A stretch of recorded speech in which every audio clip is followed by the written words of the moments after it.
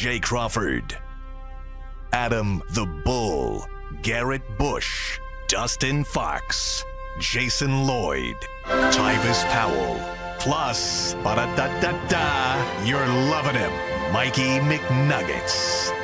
And so many big names, it would take me hours to say all of their names. The ultimate Cleveland sports show starts now. Booyah! Hey everybody, welcome to the ultimate Cleveland sports show. Along with G. Bush, Dustin Fox, and Tyvis Powell. I'm Adam the Bull. We've got Mike and Anthony on the other side of the glass, and a lot to get to today, mostly about the Browns, although the Guardians are sneaking into possible playoff contention. Teetering. We'll find out about that later. Aditi Kinkhabwala and Mary Kay Cabot, both on today's show. But, Mike, what do you got for us right off the bat? Yeah, what's up, guys? Big show. Talking a lot of football. We didn't have time to mention this yesterday, so if I could have just a minute real quick, I want to I'm going to give you 45 seconds. give you some ready? shout-outs. I did the Velasano race. Yeah, start the clock. You ready, Bull? Go. It's right there. I did the Velasano race over the weekend. I want to thank everyone who donated to the cause from the UCSS world, because a lot of the money, the fundraising money I got, came from you guys. During the race, I met a guy named Ken from right outside the Youngstown area, big UCSS fan. I made a wrong turn at mile 23, and Ken chased me down and pulled me back to the right course, so shout out to Ken.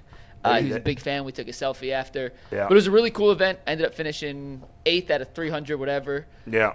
But electric bikes should not count. That's ridiculous. I texted you guys. Yeah. I know it's not technically a race. I'm fully aware it's a ride, not a race. But there should be some way to delineate. Yeah, but if you're going to keep who was on the standings, you electric can't put bike and who people at, wasn't. count people on electronic bikes. What you mean? See, I don't. What do you mean know electronic bikes? See that you Is that a moped? You didn't know about No. this. So you know how back in the day, right, when we was kids, you go get your bike and you pedal. Yeah. They don't do that no more. The No. kids don't pedal. They What- don't. what do they, you mean? They get on the bike and hit the button and it just they're electric, goes. Yeah. What? It blew my mind too, G. What? I was like, y'all don't. You know. No, they don't. What is the point you of the can- bike? I think you That's can. what I want to I think know. you can pedal. Oh, but you don't have to. But you can then. Yeah. Yeah, I see some kid on my block. So that- your I was, children dude, has I was one. just in New York City. They're all electric bikes. These people ride. well, but those are like to get from place to place, as opposed to like. Kids Right. don't ride pedal You know what I mean? bikes Like no they're more, going man. to avoid like driving transports- in the city. yeah, no, I understand, but still, like Yeah. back in the day, people had to actually pedal. Yeah. You know, it's crazy. This Back is- in the day, you couldn't even leave your bike outside because somebody would steal it. I think you if it's a pedal mean? bike, I think nobody touch it. No, it was one when I be walking at night in the neighborhood. I keep seeing these bikes just sitting there. They be coming around the corner doing 50. And I'm like, I think you swipe like a debit card or something. Yeah, yeah, Yeah, it's just like those scooters downtown, but now they're like bikes. You sit on them. Yeah. That's Mind crazy. blown. But if Mind you're going to blown. have a race, and I know Why? you're saying it was a It wasn't a ride. race. It wasn't a race, but- they kept results. They just, to show who finished and who didn't. Where did you but finish? Told you, 8th out of 374. Yeah, but And like some people of the have people that electric are ahead of bikes. them are electric bikes. That don't count. Then. They shouldn't count Yeah, I towards don't count that. the race, Do like you- towards the standings. That's Do ridiculous. y'all remember? That's like in the Laugh Olympics. Do y'all remember that cartoon, the Laugh Olympics? I do not. Oh my gosh! Put it in the chat if you remember Laugh Olympics. It was all of them. Was that a Saturday morning cartoon? It was a Hanna-Barbera. They had Yogi Bear, they had Duke Dastardly and Muttley. They had Captain Caveman, and they would do Captain Caveman Let me and ask. Son. How did How did I forget How that did son? you forget it? How did y'all do in fantasy? I lost to Earl. I lost to somebody. I don't know who. You lost to Jason, didn't you? I guess. I don't remember who I played against. I was smoking the Yacht Boys. Don't see they are always on my list. The Yacht Boys. Anytime I play the Yacht Boys, like, I have to I'm win. like, we got the Yacht Boys. so I week one. can't even look Jay in his eyes My no more. gosh, these dudes, he came back from the depths of Hades to beat me. He was down multiple So scores. we all are McNuggets. Did you win? I did. So Dustin, you're not a fantasy guy, huh? No, sir. No. Anthony, did you win? Hey, it's Anthony not, did not win. It's not how you start, it's how you We all- finish. That's Have the you, important have you thing. ever been in a, you must, Played for a decade. and then you were like, you just stopped setting your lineup? Well, what And giving what him- happened was, I ended up getting Bull to play as like my teammate. Like we were like co-owners, right? and essentially I was just a silent partner. He was making waiver moves and reach out to you. He did all the work, and I reaped the benefits, which was great. So I offered that up again this year if anybody wanted to take me on. No. But I didn't want to. I just want to be a silent I partner. want to know the Pokes team. Coming off my best fantasy season ever, I lost all 5 of my fantasy leagues in week 1. I don't know. I don't think it's ever happened before. Yeah, I went 2-1. I don't know if it's ever happened before. By the way, today, let me tell you in a little incident that happened. I shouldn't even call it. It's not even the level of incident. Well, I'll determine But that. was I unfair in this situation? I'm going to So say yes. I go into the store. You're asking for a reason. Yeah, you I asked. go into the store, right? And I was getting just a roll, right? A roll? Yeah. Like It's a bakery, right? Okay, so okay, you like it bread. had- okay. Bread. Like no, Bread, yeah, like a cinnamon roll, right? Not a cinnamon roll, just like Just a a It's like piece a of hard, bread. a hard roll. Okay. Yeah. Hard roll. So I see the girl is she's wearing gloves, right? Okay.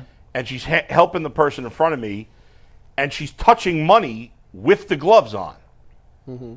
And so I assumed that after she finished the transaction with the guy before me, she would throw away those gloves and put on new gloves. Because if you're wearing gloves to touch the food, you just touch money, which, as we all know, is the grossest thing on the face of the earth. So she did not remove her gloves, and she was like, she asked me what I want, and I was trying to give her a little time to remove the gloves. And eventually I said, would you mind changing your gloves? Yeah. Which I shouldn't even have said that. I should have said, just change your gloves. What are you doing? But I was polite about Yeah. it. So what did you have? She did not give me any attitude at all. She was like, sure, blah, blah, blah, change my gloves. Boom. I think she might have been new there. I'd never seen her in the So store. you said, was that a problem? Oh, this is a non-story. So it's not a story. Was I wrong to do that? I don't think so, right? No, actually, you're not at all. Yeah. And it's surprising coming from me because nothing I know. bothers me, but I probably Yeah. would have said the same thing. Right, it's gross. Yeah. Like, you're touching the I food. honestly don't even know that I would have even been paying attention to see that she was doing that. But I but agree like, with that. I don't know if I actually would have But been if I locked did in. and I Yeah. saw her touch money with the gloves, Right. or what? Yeah, I would have. Yeah. I'd have probably been like, yeah. It's not like I don't think your request was unreasonable. All right, thank you. Why She didn't give me an attitude, but that was good. Why is it that Yeah. if it was a regular person in a regular restaurant, Yeah. you ask people to wear gloves, right?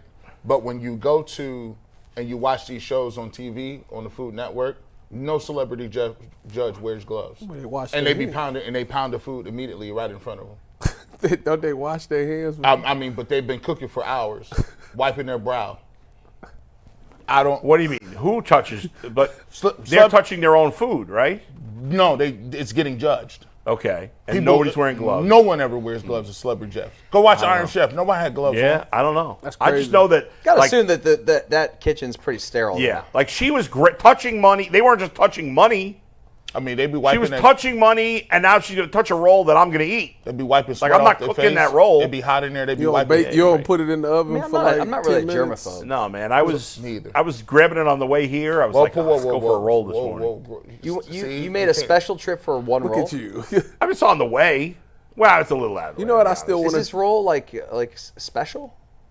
It's, to be honest, this place I go to, Breadsmith, it's a good place. Yeah. They've been overcooking their breads, though, lately. Yo, Breadsmith, you got to straighten out. What's the name of We the need, you used to be the best. You're overcooking your bread lately.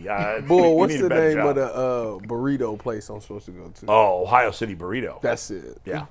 I still got to make it there. Their food is excellent. Much better than Chipotle. You need to stop saying that. It's way better than Chipotle has been suspect lately. Man. and Chipotle is very suspect. Oh, because I might go today. Yeah, I go might to stop Ohio there. City Burrito. I had the carne asada the other day. It was delicious. All right, let's go to Mike. We Hopefully got a he's lot of delicious football to topic get for us. into, and we are going to start with a word from Supply House. When the opening whistle blows on a new repair, get your crew moving forward with Supply House. Order today and see parts on your doorstep tomorrow. Over 280,000 plumbing, HVAC, and electrical items from the most trusted brands in the business. Their real-time inventory and honest lead times keep you from punting on projects, while their industry-leading customer service always has your blind side covered. Join the free Trademaster program today and score some serious perks like priority shipping, lower prices, and a dedicated support line. Visit supplyhouse.com to sign up for free and use promo code SHCollege5 for 5% off your first order. That is supplyhouse.com. Real people, real service when you want.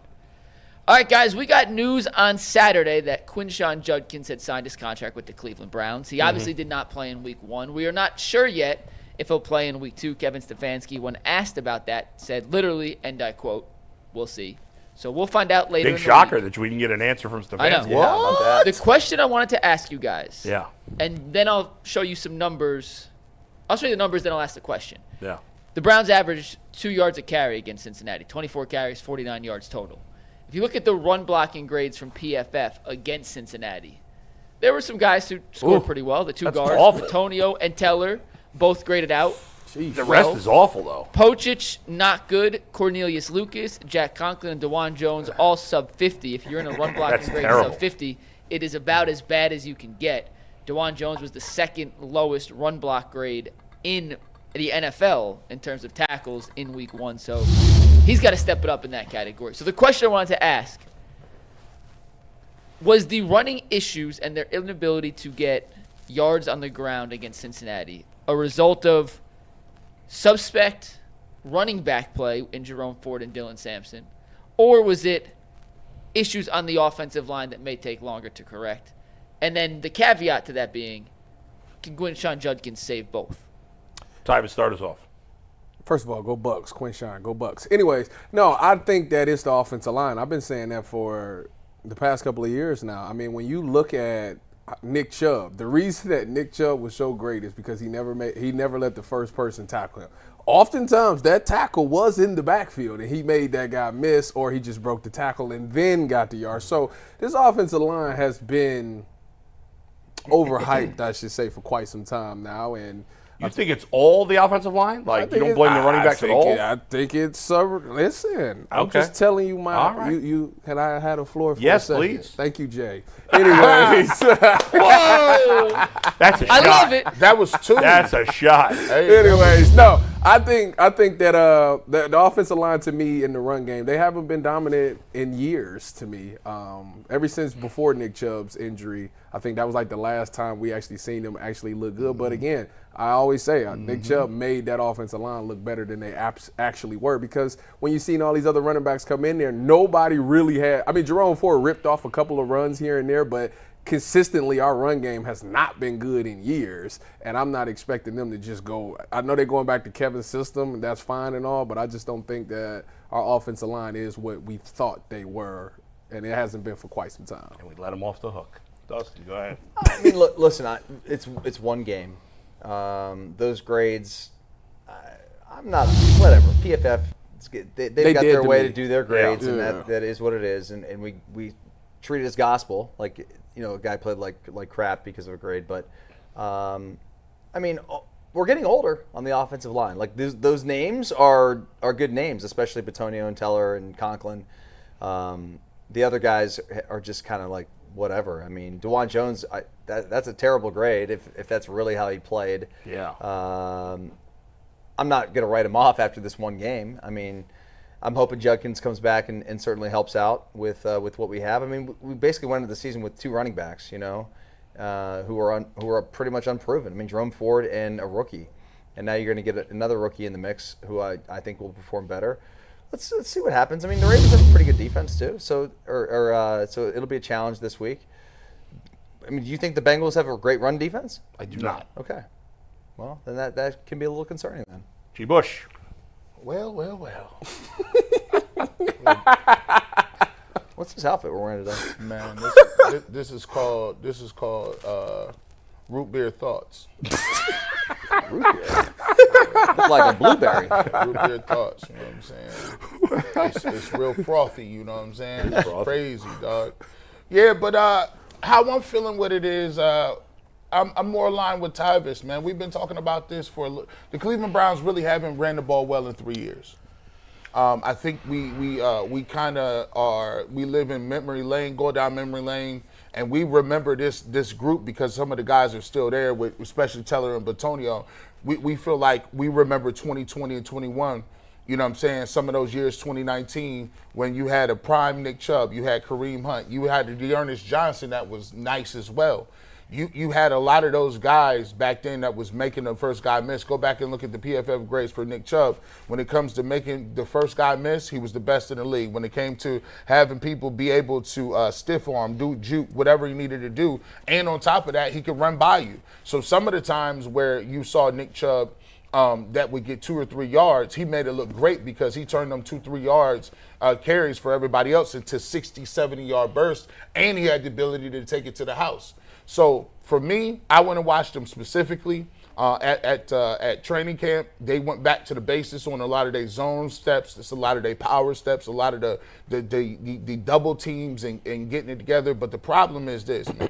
When you got guys over the age of 30 with multiple injuries, take a look at Joe Bitonio, who's thinking about retirement. Wyatt Teller's been injured for the most part of 3 years. Ethan Poach has been in and out injured. Jack Conklin has had some issues. When you start mixing that, I keep saying, I don't know nobody in they 10th, 11th year turn back the clock and all of a sudden get physical. It's like asking defensive backs to get some recovery speed. Nah, Darrell Revis is year 30. Darrell Revis is 86 on the Madden, and I'm talking speed. You can't just get that back. So, yeah, Judkins can help a little bit because you hope with his style of running, he can make guys miss and make it look a little better. But I didn't see much push up front against the Bengals, and the Bengals aren't really known for their defensive front. Before you go, boy, McNuggets, can you give me can you find out what Kareem Hunt's average per carry was last season, and then what it was when he was with the Browns the year before? I don't think his average per carry was very I just good. wanted to know what it was. Yeah. I don't remember it being very good, but I guess I could be wrong. I'll give you all the numbers here. According to Pro Football Reference, Kareem Hunt in his final year in Cleveland had 135 carries for 411 yards. That's not good. That is where's the yards per carry? It's less than 4. It's 3 on the dot. Okay. And what was it in Kansas City last season? 200 carries for 728 yards for 3.6 yards per attempt. I mean, it's better, but it's still terrible. No, I just wanted to know because with the Browns, like he couldn't get nowhere. So I just wanted to know if Kansas City was it better. So to me, it's clearly both are a problem. Now, we're going to find out for sure with Judkins because Judkins is the most talented back they've had since Nick Chubb was healthy, right? So if they'll look better with him because he'll make them look better, but he'll also be able to take advantage of some of the good work that they're doing. I think it's hard to group the whole offensive line together.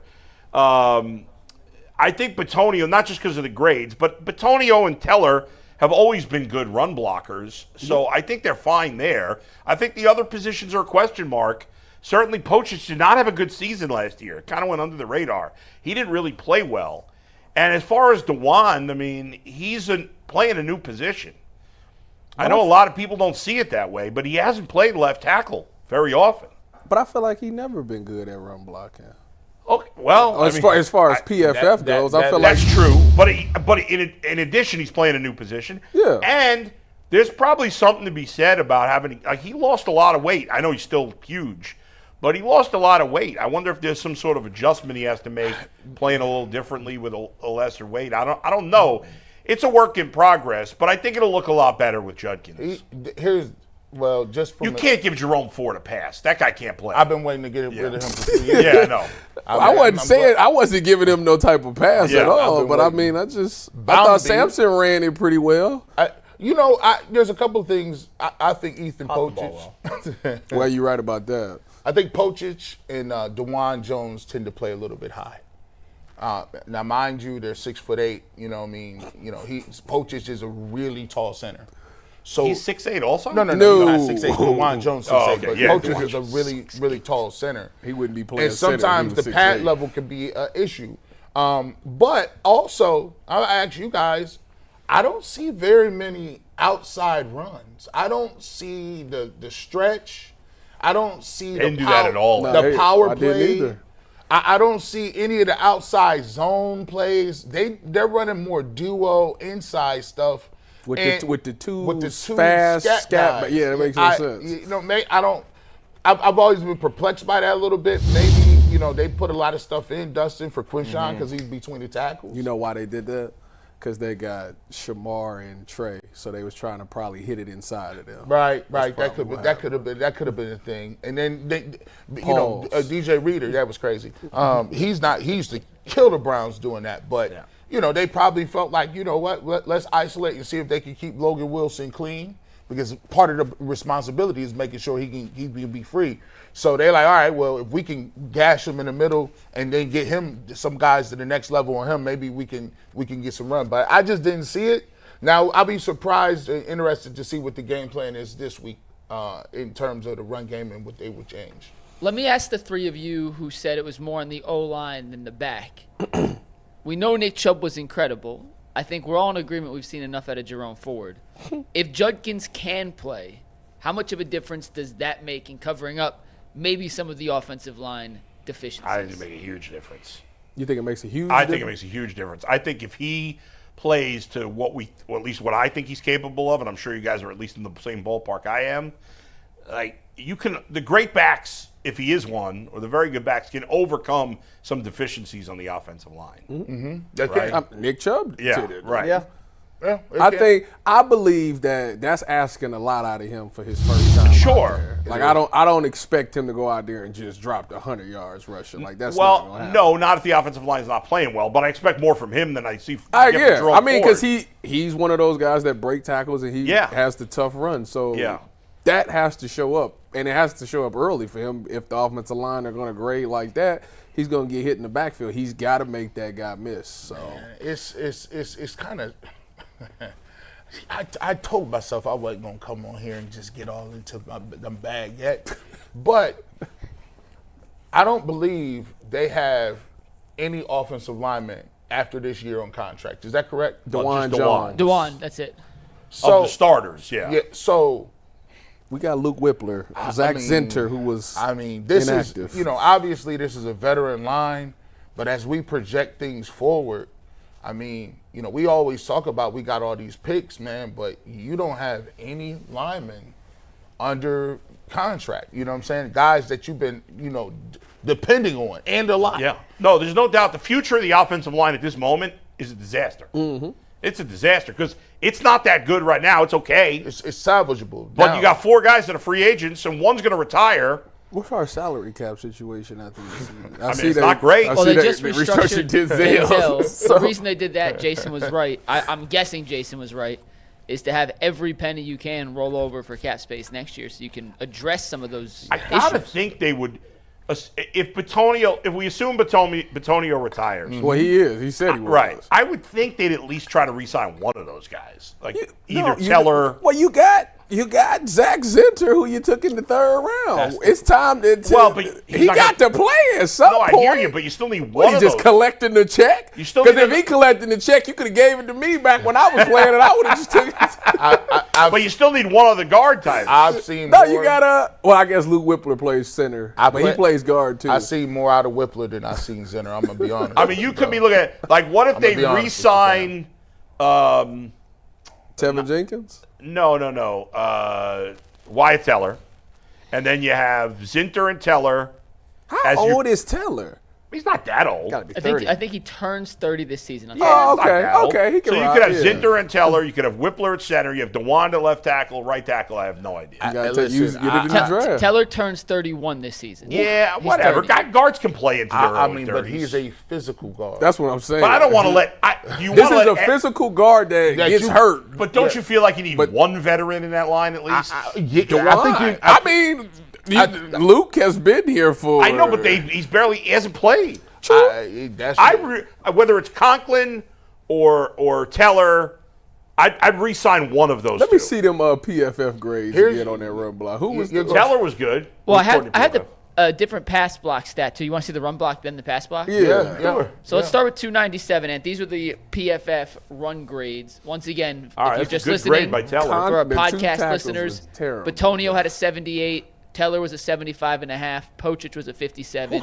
Cornelius Lucas, who came in for Jack Conklin, funny name, Cornelius, had a 47.3. Conklin graded out at a 45.4, and Dewan had a 41.1. Now, when you look at the ESPN pass block win percentages, so this is, did they get beat or did they hold up in protection?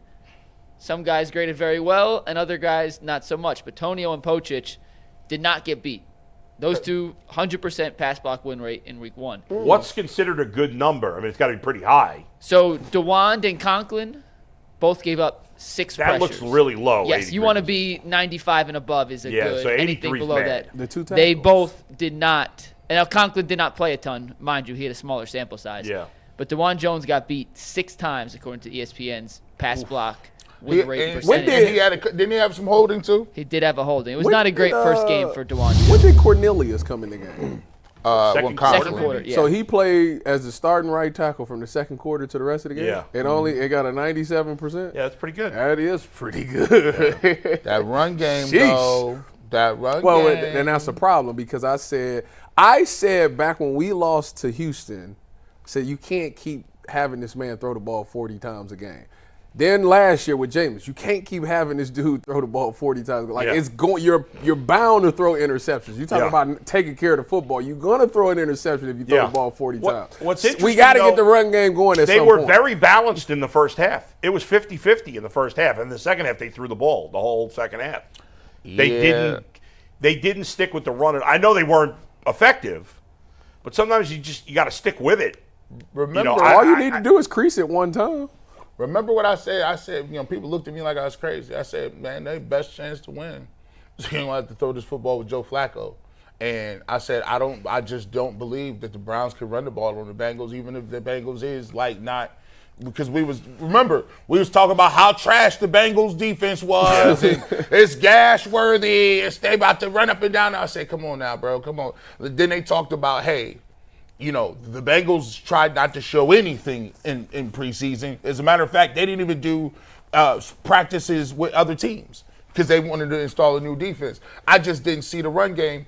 I think you can say you want to run the ball. That sounds all good, fine and dandy. But you actually have to do it. No, I think that – so coming into this season, the reason I was optimistic about it is because I thought about the Jaguars in 2017. I said the defense was phenomenal. That's when they had Jalen, A.J. Bouye, and all them people. Like, it was great. But they had just drafted Leonard Fournette. And Leonard Fournette was – I want to say they might have led the league in rushing that year. But they was able to run the ball. So they was controlled the ball on offense and then played great defense. We got to figure that recipe. We need to go that recipe. If we can't run the ball, like we can't control the game, right? That's going to be a problem because now we got to throw the ball 40 times to try to get back. And that's Joe Flacco's bound to give you 2 interceptions. I wonder what you guys think about. I just saw a stat real quick. Sorry to cut you off, but this actually applies right to the topic we're considering. According to Next Gen Stats, Dylan Sampson, who had 12 carries, did not get a single rushing attempt against an 8-man box in week 1. So that 2 yards per carry was not against loaded fronts. It was against 6 indoors, 7-man fronts, which is your base, that's terrible. or soft fronts. So when you're choosing, is this an offensive line issue, a running back issue? Yeah. This was not Cincinnati loading up the box. No, well, listen, first of all, it's too small a sample size to base it on one game, especially when it comes to Dylan Sampson. But I wonder what you guys think, Dustin and Tyvis, because we talked about this really briefly yesterday. And I never really thought about this before. When you have a quarterback in this NFL, like it used to not matter because there were a lot of quarterbacks like this, but in the current NFL, where almost every quarterback at least has some ability to run, right? Every quarterback can move, almost everyone. Joe Flacco, complete statue in the pocket, right? That one run he had for like 3 yards, it looked like he was running 20 yards. He was like, he was running in place, it looked like. The fact that he can't move at all at his age, not that he was ever much of a mover, younger, does that hurt the running game at all? Yeah. When there's no threat, there's no question, right? Especially this day and age with the way that football is. I mean, high school football, college football, almost at every level, you have some sort of an athlete at the quarterback position. Right. It's just there's not many of those. Like even Arch Manning's really athletic. You know what I mean? Yeah. And he's supposed to be the top pick. So like when you've got a quarterback who's a statue like Flacco sitting back there, kind of a sit and duck at times. So you really need to have an offensive line that can be stout, because when there's no threat of that quarterback taking off. What do you? I mean, like think about, for example, you watched that Ravens-Bills game the other night. Both those quarterbacks, every time that the ball was in their hands, which is every snap, they're a threat. That's right. It makes a huge difference. Which is, by the way, I don't know why the hell the Ravens punted it. I wouldn't put that. You got Lamar Jackson. Yeah. Like Dustin said, one of the things as a defensive lineman, so when you count numbers and you see people in the box, you can even have a bigger advantage because when they run stretch action away from you as a defensive end, you have to stay. You can't just run down the line of scrimmage. They can hold you in place because they can boot out and it's wide open. So that's why Michael Vick and Lamar Jackson are so lethal because even, at that defensive end, it basically takes your backside out of the play.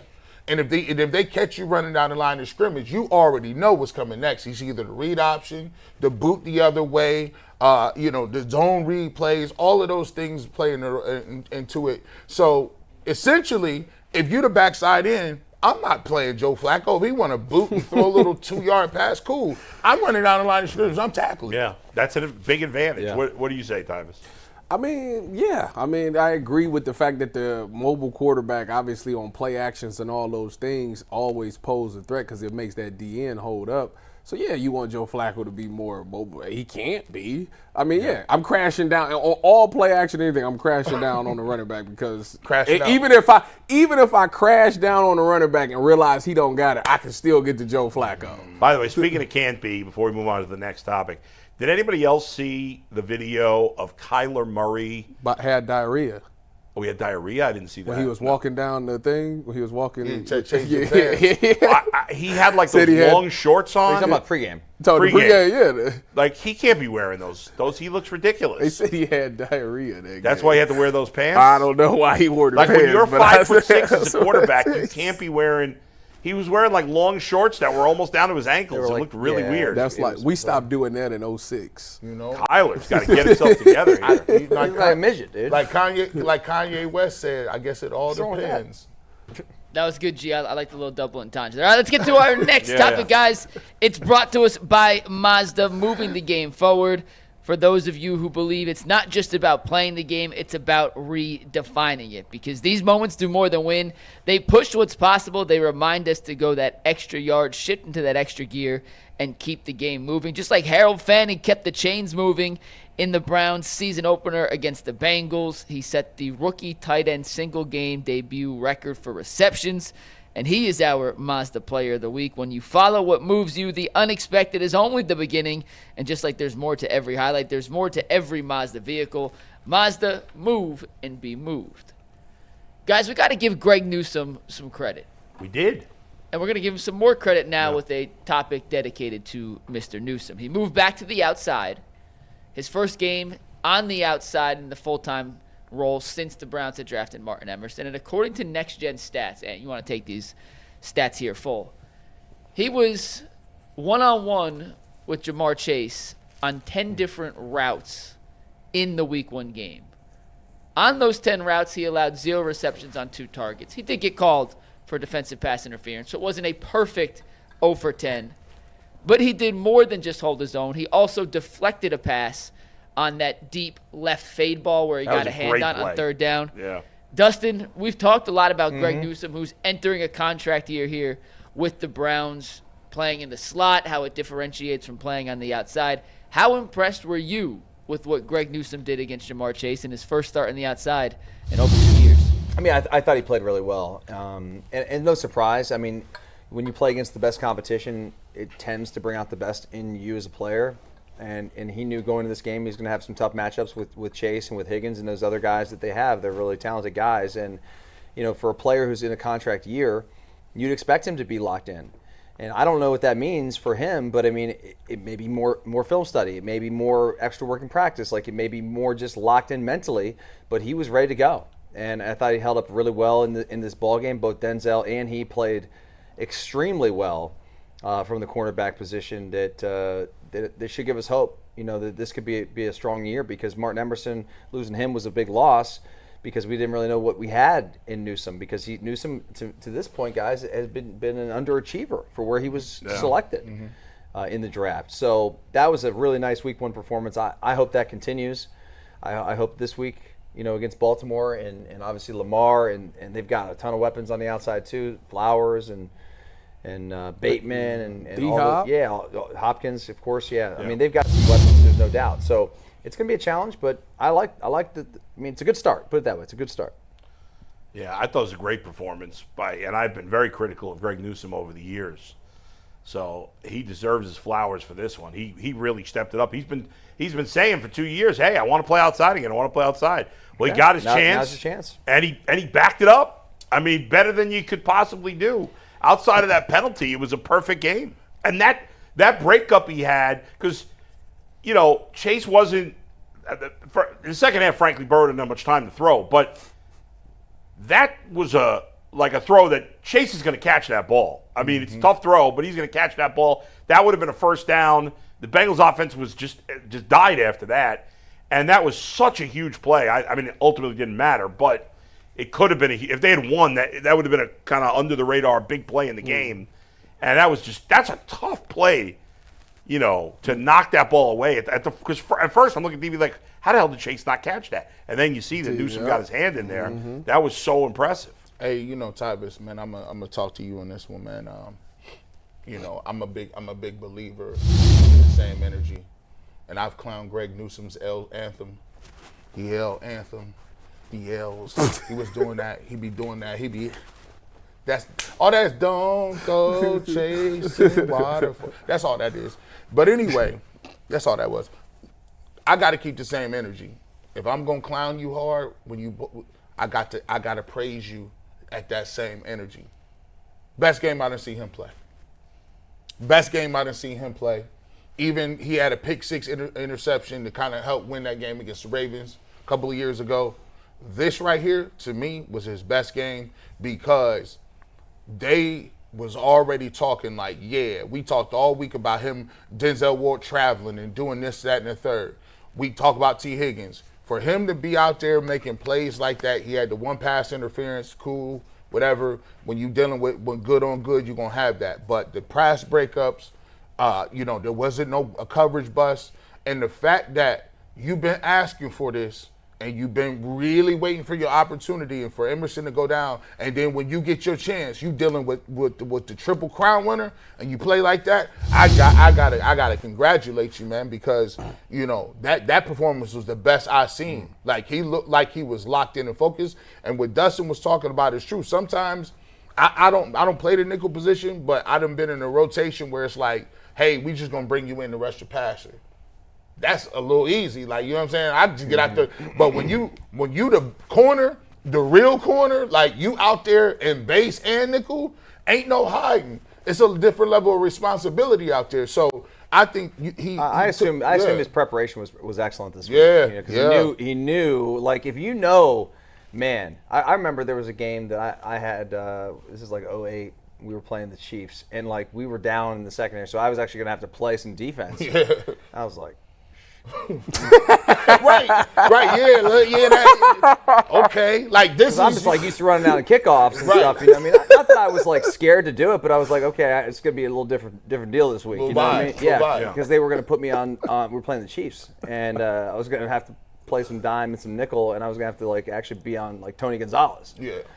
Damn. Yeah, I was like, that's a big boy assignment. So the point is, I spent a little extra time in the film room that week. Yeah. You know what I mean? Because I wanted to be locked in. So when you're going up against a guy like Jamar Chase, you definitely know there's a certain level of focus. Maybe you're going to bed an extra hour early, or you're a little bit more cognizant on the hydration. Like, all those things are little details that can make a big difference for a player like Greg Newsome. So when I look at G New, I kind of figured he'd have a solid game. I was probably the only person on the panel that said I think he'll be fine. You're right. I was like the only one. You're right. So the reason that I said that, so let me take you inside the mind of an athlete. So again, we all have said multiple times that this is a contract year for him, right? You know what happened with G New this offseason?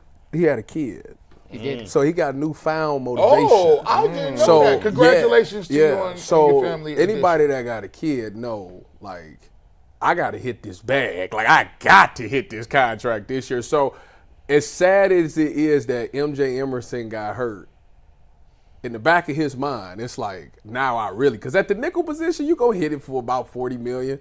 But on that outside, if you that guy on that outside, double it. We talking $80 to $100 million. So he is extremely motivated in this season. And people were down on G New, and I kept telling people, like, it's a huge difference from being on that outside to moving on that inside. It's just two totally different worlds. And you got to remember, he's been playing corner his entire life. Like, that's like riding a bike to him. To where the nickel, he was learning it. It was new to him. He had just been only playing it he played it for 2 seasons here. So it was going to be growing pains in there. He got a lot better at it as these 2 seasons went on, but he wanted to be on the outside. So him getting that opportunity to go back out there for him, again, he had the newfound motivation, but he understands, like, this is comfortable to me. I'm comfortable out here. I've been out here my entire life. So for him, he was able to lock back in, get his technique right, make sure that when he got his chances on Jamar Chase, he was extra locked in, because this right here is what I'm going to be judged on. Whether the Browns pay me or somebody else is going to pay me, this is going to come up. What did you do against the best receiver in the league? I held him to 0 catches. Yes, I had a PI, held him to 0 catches. All right, check. Put $1 million in your cap. Boom, you got that one. Now when we move on to the next weeks, when you get those assignments against the Zay Flowers and all the people for the Packers, and you get the Jay Jettas and all those things, check. You want to, as long as you keep getting them checks and keep making plays, at the end of the season, you're going to make that money, and you're going to be able to take care of your kid and your kids' kids if you do the right thing. So for him, he's going to be extremely locked in and motivated this entire season, because it's not only about just getting the bag. It's about, I got a kid to provide for, and I want to make sure that this kid has the best life they can ever have. So he's going to be locked in all season. I expect a big year out of him. I seen McNuggets say he was going to get like 5 picks this year. I'm going to say 4. I ain't going to say 5. I'm going to say 4. You know, we spent a lot of time this offseason talking about trades, and often Greg Newsome was mentioned in a lot of these trades. And it's one game. We'll see how the rest of the season goes. But, man, right now, if the Browns had traded Greg Newsome this offseason, it'd be pretty bad. The biggest shocker to me was Miles Harden. I was gonna say, who's starting at the Nick when he came no-name gangster when that he came out the smoke. I said, "Wow!"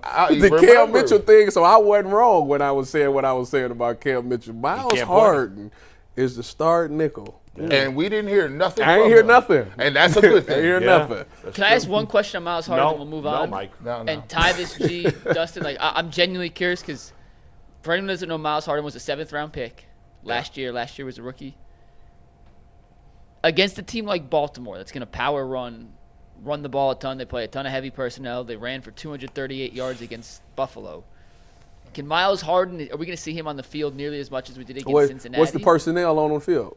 Is it 11 personnel or is it 21? The dilemma with playing Baltimore. They could line up in a number of different ways, but you still as long as there's 3 receivers on the field, Miles Harden will be out there. If there's 2 receivers on the field, Miles Harden will be on the sideline, and they will bring in another linebacker. The cheat code with the Baltimore Ravens is they can mess you up in personnel, because they can come out in certain so packages, many different people that but they can come out in 12 personnel, but you got Likely and what's he was hurt. I don't know if he's going to play. Yeah, he might be out. He didn't play last week. Because Andrews didn't do anything either in that squat. game. He didn't do nothing that game. Yeah. But again, that was the Bills. There's levels to it. Like that, and you got to think that's why I was so angry yesterday, because week 1 is the week you can catch somebody, no matter who it is. You catch somebody slipping, because people that you finding out every year you got a new identity of who you are. And sometimes you come out sluggish a little bit. That week 1 loss, if you can get that on somebody, you'll be good. So I expect Baltimore to come back mad, angry, upset. And I would have rather Baltimore won their game the first week, and maybe they play around, but they're not going to play around. Not at all. Not at all. All right, Mike. Let's get to our next topic, guys. It's brought to us by FanDuel. The NFL season is here. FanDuel is making sure you're ready for kickoff with a can't-miss offer. Right now, new customers can bet just $5. And if that $5 bet wins, you get $300 in bonus bets to use across the app. So if you're ready to play, download the FanDuel app now by visiting FanDuel.com/UCSS to get started. That is FanDuel.com/UCSS to place your first $5 bet. We got Mary Kay Cabot joining us in about 15 minutes. We have Aditi coming on right after Mary Kay. So before we get to them, we have to address a report that came out this weekend that we got tagged in, and I'm not kidding, no fewer than 300 times. It may be the most tagged report that the UCSS account has ever been tagged in. And I think we're going to kind of make fun of the report because it's, quite frankly, a little silly, but it's worth discussing for a second. Diana Rossini of The Athletic put out a report this weekend that she said, Cleveland believes in Joe Flacco's experience and Dylan Gabriel's ability to back him up. Andrew Berry still thinks there's a place for Shedeur on this roster, but his chances of seeing regular season action in 2025 are unlikely. You can see on the left there in the picture, and I'll read you the full quote, unless things get really weird. So this is what the actual snippet from the article said. Then I got a question for you. Diana Rossini wrote, for all the football conspiracy theorists out there, they're trying to decode the real reason the Browns drafted Shedeur Sanders. Here's the truth. There is no big secret. The pick wasn't some master plan from ownership. It was GM Andrew Berry's call, rooted in his belief that Cleveland's coaching staff could bring out the best in Sanders and help him grow into an NFL quarterback. It will be a process, and the Browns want to keep developing him. She goes on to say, however, don't plan on seeing the 5th-round rookie on the field this season unless things get really weird. Cleveland believes in Joe Flacco's experience and Dylan Gabriel's development as a backup. So first and foremost, guys, when has a Cleveland season ever not gotten really weird? Yeah, I mean, what does that mean? I don't know. Does that mean Flacco and we already know he's the 3rd quarterback. So what? Nothing weird has to happen. The first 2 quarterbacks got to get hurt or be terrible. Yeah, that's. And then he'll get a chance. That's what she means, I think. Yeah. So, but who didn't know that already? I think we all knew that. Yeah. I don't know. I don't know why that's a news story. Because it makes. I mean, she's the first person to put it in print where she says he's not playing this year. But he's going to play this year, I assume, because I don't think these guys are going to make it through the season. Joe Flacco, no way he's going to make it more than 4 or 5 weeks. It seems very unlikely. Well, I mean, but according to her report, it sounds like that Gabriel's going to come in. You think Gabriel's going to get hurt? I don't know, but that's been the track record. I mean, quarterbacks get hurt. The Browns have used at least 3 quarterbacks. How often? Almost every year. Every year we've been doing a show at a minimum. I can't speak for and if Dylan Gabriel gets the second opportunity, he stays healthy and he plays well, then he should keep playing. If he doesn't play well, at some point they'll turn the page. I would think. The only thing is, yes, what you're saying is 100% right. I think that also, the owner has come out and said that he will play at some point this season. So maybe it's like a Joe Mixon thing if it's the last week of the season or something like that. Milton. Yeah, Joe Milton. What'd I say? I think you said Joe Mixon. Did I say Mixon? You did. Milton. Okay. Thank you. I appreciate that. Anyways, no, but Shedeur just got to continue to grind. Right now he's quarterback 3, so that means he's probably handling scout team responsibility. Him and Bailey Zappi is probably splitting time on the scout team right now, and he's trying to get better in that aspect as far as being able to see it, get the ball out quick, and make the throws.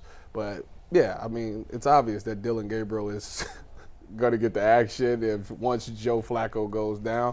But I would not rule out seeing Shedeur for the last game, maybe the week or 2. Who told you that? Who told you, Mr. Rossini? Who told you that he's not going to see the field this year? I'm going to tell you what it is. I'll give you honest to goodness truthful. See, what you missed on the overflow. The Shedeur overflow is now gone because he's sitting on the bench right now. Right.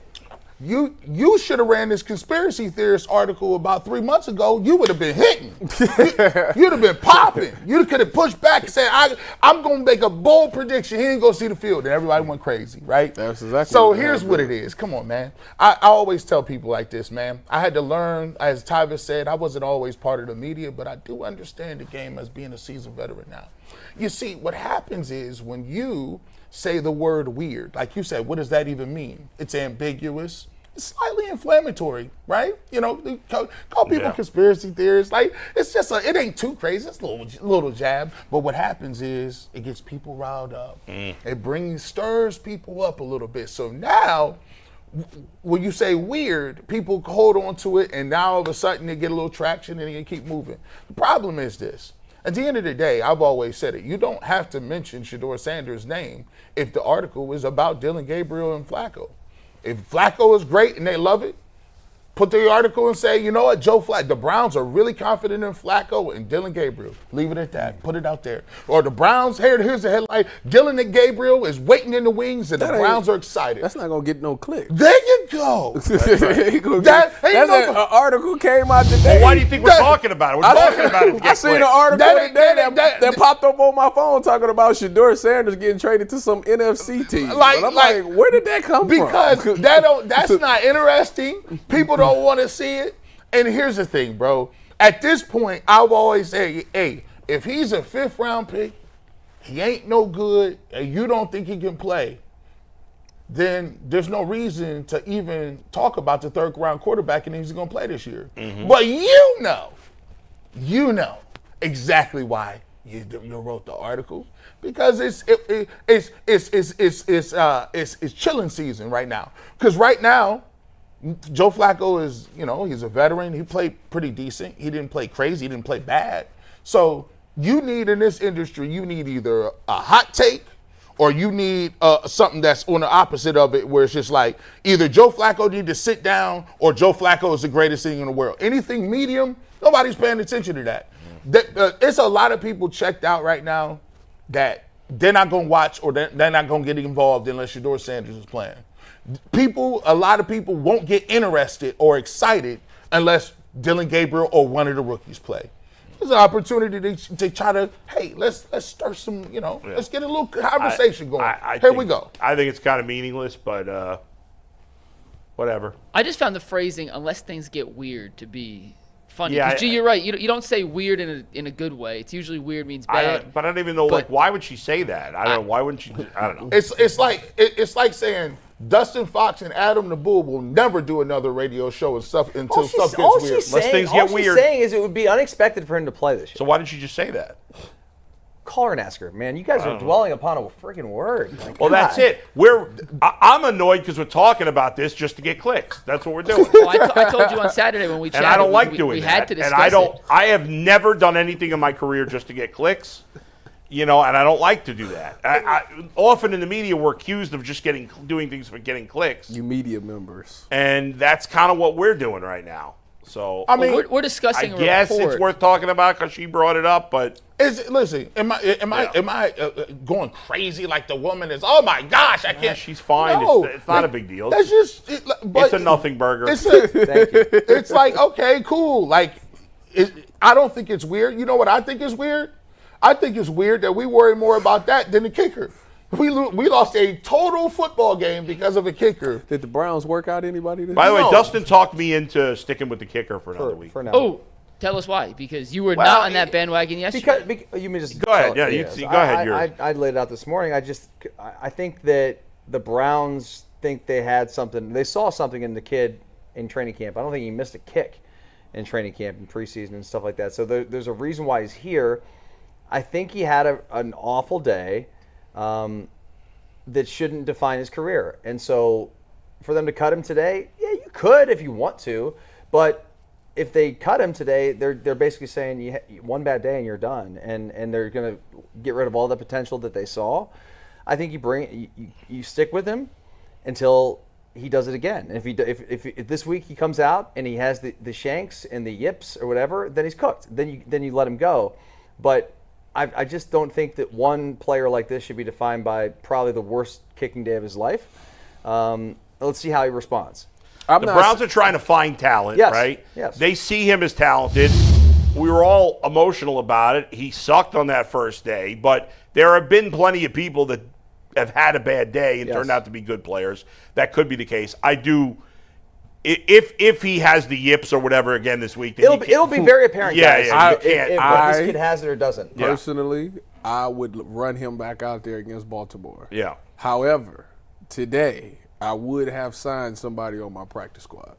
I would have done that. For what's the purpose? Like, did you put some pressure on him, or? I mean, he first of all, he got all the pressure. I think he knows. He knows. He got all the. It's not that hard. I'm just getting my guy in the system just in case. You go out there, just know. it ain't no more pressure than kicking for your job. I mean, listen, the Browns would like to find themselves their own version of Justin Tucker, which would be. Oh, he'll be here week 10. Don't worry about it. They can't do that, dude. Why? We done took all the bullets. What's one more? All right. Well, if they do, then they just really don't give a bleep. But They don't give a I'm bleep. about to say, what's one more at this my point? point is, they want to find the next Justin Tucker or the next whoever, the best Chris kicker. Boswell. Yeah, Boswell's great, by the way. My God. Yeah. To have a kicker for a decade. And that would be fantastic. So they're gonna give this kid another opportunity and see what happens. That's why they didn't sign Matt Prater, because Matt Prater is just a stopgap for the Buffalo Bills, Right, yeah. until their starter gets back. So they could have done that, and they probably would have won that game. But they're trying to find this kid, who's essentially a rookie, to see if he's got some talent to become like a really, really good kicker. So I'm cool with it. And by the way, I'm like, me, I'm anti Kicker. I kind of hate kickers, to be honest with you. Sorry. That's all right. By the way, it'll be a nice thing if, like, a year from now, we're like, remember we wanted to kick Schmidt because he had that terrible first game, and I was calling him SHIT on my podcast. It was a terrible performance. Was she really? Schmidt happens. I will say, I say a lot of, see that measured approach? See how measured that was? Yeah. Some people would argue that they would like that measured approach when we talk about quarterbacks. For example? I thought we were measured yesterday with our Flacco stuff. No, I feel when we talk about it, like, the measured approach is we have people that just have completely dismissed any quarterback talk. Like, oh no, our guy's in 26. But if we got a kicker competition and let's give them a chance, let's figure it out. They want to have the kicker, but we don't want to have no conversations about whether or not these guys are here. I'm literally saying he gets another week. No. I'm not saying that they're gonna have him play the whole time or he should be out of the job today. All I'm saying is this: the Cleveland Browns are in an evaluation period, right, for a lot of positions. They're evaluating kickers. They're evaluating receivers. They got to find offensive linemen. All I'm saying is I get frustrated with the talk of, everything is going to hinge on next year. And all I said was, no, you guys need to be coaching and evaluating like this year matters. Well, I'm sure they are. Just because outside forces are saying it's next year doesn't mean the Browns are saying You that. want us to have more of that approach? What? You want, like us, like the media? Or are you talking about the coaching staff? No. I certainly don't think the coaching staff has that. The media. Okay. Yeah, us. We have a very measured approach as we talk about the kicking situation, right? Like, most people are saying, all right, don't kick him out on the curb. Let's figure out what it is. Cool. He just did some kicks. I feel we should have that approach. If we're going to have that approach, we should have that at multiple levels. But there's a bit of a difference, guys. I can run an ad in the paper right now and find a kicker. You can't do that with quarterback. Well, that's the problem. If you could put an ad in the paper and find a kicker, why didn't we have one for 4 years? Well, they had Hopkins. Hopkins had a 2 great years year in ago, 23. They've had bad kicking for 3 of the last 4 years. Yes. Coming into this year, and they're off to a bad start. Obviously it's a difference because the quarterback position is much harder. It's much more important than the kicker position. But the coaching staff is going to be measured with all of it. Fans are going to be less patient about it. There's a lot of people that want, first of all, there's a lot of people that want the kicker cut. Yeah, I mean, how many kickers can you name on around the league right now? Most teams you probably can't. Right. No, well, here's what I can name is the free agents. All of them play for us. If you go back and look at the waiver wire, how many of the people that are available on the waiver wire? Gonzalez, Austin Seibert, Hopkins, York. Didn't Riley Patterson kick for us? Seibert is actually what's his name? Greg Joseph. He kicked for us? Greg Zuerlein? Oh, yeah. Zuerlein. Zuerlein kicked for us, too? Zuerlein didn't kick. His name was free agent kickers. So man, that guy was like he was money. the best kicker for 1 year. Legatron. Now he's a free agent 3 years later or whatever it was. Life comes at you. It's amazing how that Do you happens. think that the Browns is loyal to a fault? No. You don't think so? You don't think that they spend too much time, they give too many chances before they eventually need to move on, and it like holds them back a little bit? What's the example? I mean, I can give you more examples in the. Well, with the I rookies, give you more for examples. Sure. Hold on, before you give your answer. I can give more examples in the Jimmy Haslam era of him being impatient than too patient. Give me an example. Impatient? Yeah. Him being impatient, firing Chud after 1 year. Let me stop you. Yeah. Did Chud get another job anywhere? No, and I don't think he was any good, but that's, an example of being impatient. So I was going to go whether off it was of, the right move or not, it's still impatient to fire a coach. I was going to go off of Anthony Schwartz, David Bell, like those type of players. Yeah, but I mean, I could K. argue, York. I could argue that Don't draft kickers, man. I'm just saying, like it's been times that they've lost games and they kept keeping the same guy. But most teams trying don't to cut a give him kicker the second he has a bad game. in terms of the coaches, if they ain't got no clout. I could argue that every coach Jimmy has him fired, he fired justly, and it was the right decision, whether it was early or late. But he hasn't been over patient with anybody except for maybe Stefanski. He's the only one you could argue. Yes, I would say he was overly I feel like the moves he's decided they were done. I can't go back and be like, man, Mike Pettin, dog. You should have never got rid of him. I could argue. Bill Belichick, the only one. Mike but I don't Pettin think got that was this team to Jimmy. 7 wins with that disaster Best Johnny coach we've Manziel had. situation. He did a good job Romeo Cornell. that first year. 10-6, didn't make the playoffs. Yeah, that was before Jimmy though. That was with the before old Jimmy? regime. Yeah. Dang. Yeah, that was old. When Jimmy get the team? 12? 2012, Yeah, that was the old regime. All right, Mike. We're just waiting on Mary Kay to hop on with us. Do we have? I can't remember if we have the Guardians in the rundown, or should I We talk do about at the end of the show. We're going to talk Okay, I Guardians couldn't after Mary Kay. But real quick, because we're going to do more of the playoff stuff in the Guardians topic, Bull, while we're waiting on Mary Kay. Give us 2 minutes on Slade Ciccone last night, Ciccone, excuse me. Remember who Ciccone was shoes? terrific. The pitcher? Yeah. thought he was Great performance coming off. I mean, he's been terrible That's an S. He's a for the C. most part lately. So that was a really great performance. And the Guardians are playing better baseball. It's good to see they didn't, I thought they were going to completely collapse. There's been twice where I thought they'd completely collapse, and they haven't. At least they're fighting to the end here. I mean, we got, 19 games left, and they're 2.5 out. 2.5 out there. I'll be very surprised if they end up making the playoffs. I just think both Texas and Seattle are significantly better than Cleveland and Kansas City. So I think one of those two teams, Texas or Seattle, will ultimately get in. But he was cooking last night. I mean, he did a great job. They jumped on who the hell was pitching for the Royals? I don't even remember. They jumped on the Royals early. Manzardo got that RBI in the first inning. They were singling and doubling the Royals to death there. They had an 8-0 lead, right? What was the final score? I don't even remember, Mike. 10-2. Yeah, they were up 8-0. Doubling. Double the deficit. And Singling it was and all doubling. singles and doubles. There was no home runs We ain't got no to build that sticks. lead. So it was a good job. And they played well here. They got a tough schedule down the stretch. Outside of Minnesota, even the White Sox are playing pretty solid baseball right now. But they got 6 games with the Tigers. They got 3 with Texas. They've got 3 more here with Kansas City. They finished with the Rangers. They got 3 against the Rangers to wrap up. So Yeah, right. So that'll be interesting because the Rangers are right, a game ahead of them a game ahead of them. Actually tied in the loss column. The Rangers played 2 more games. So, they're right there. They got a chance. They're only 2 games in the loss column back of Seattle. So, but you're going to have to win. You got 19 games left. You're probably going to have to win. I go at minimum 13-6. And you might have to win 14, 15 of your last 19 games. And that's going to be really tough to do, especially when, more than a third of those games are against the Tigers. Now, the good news might be that by the time you play the Tigers later, that they've clinched and maybe they're resting guys. Who knows? But it'll be quite a challenge here down the stretch.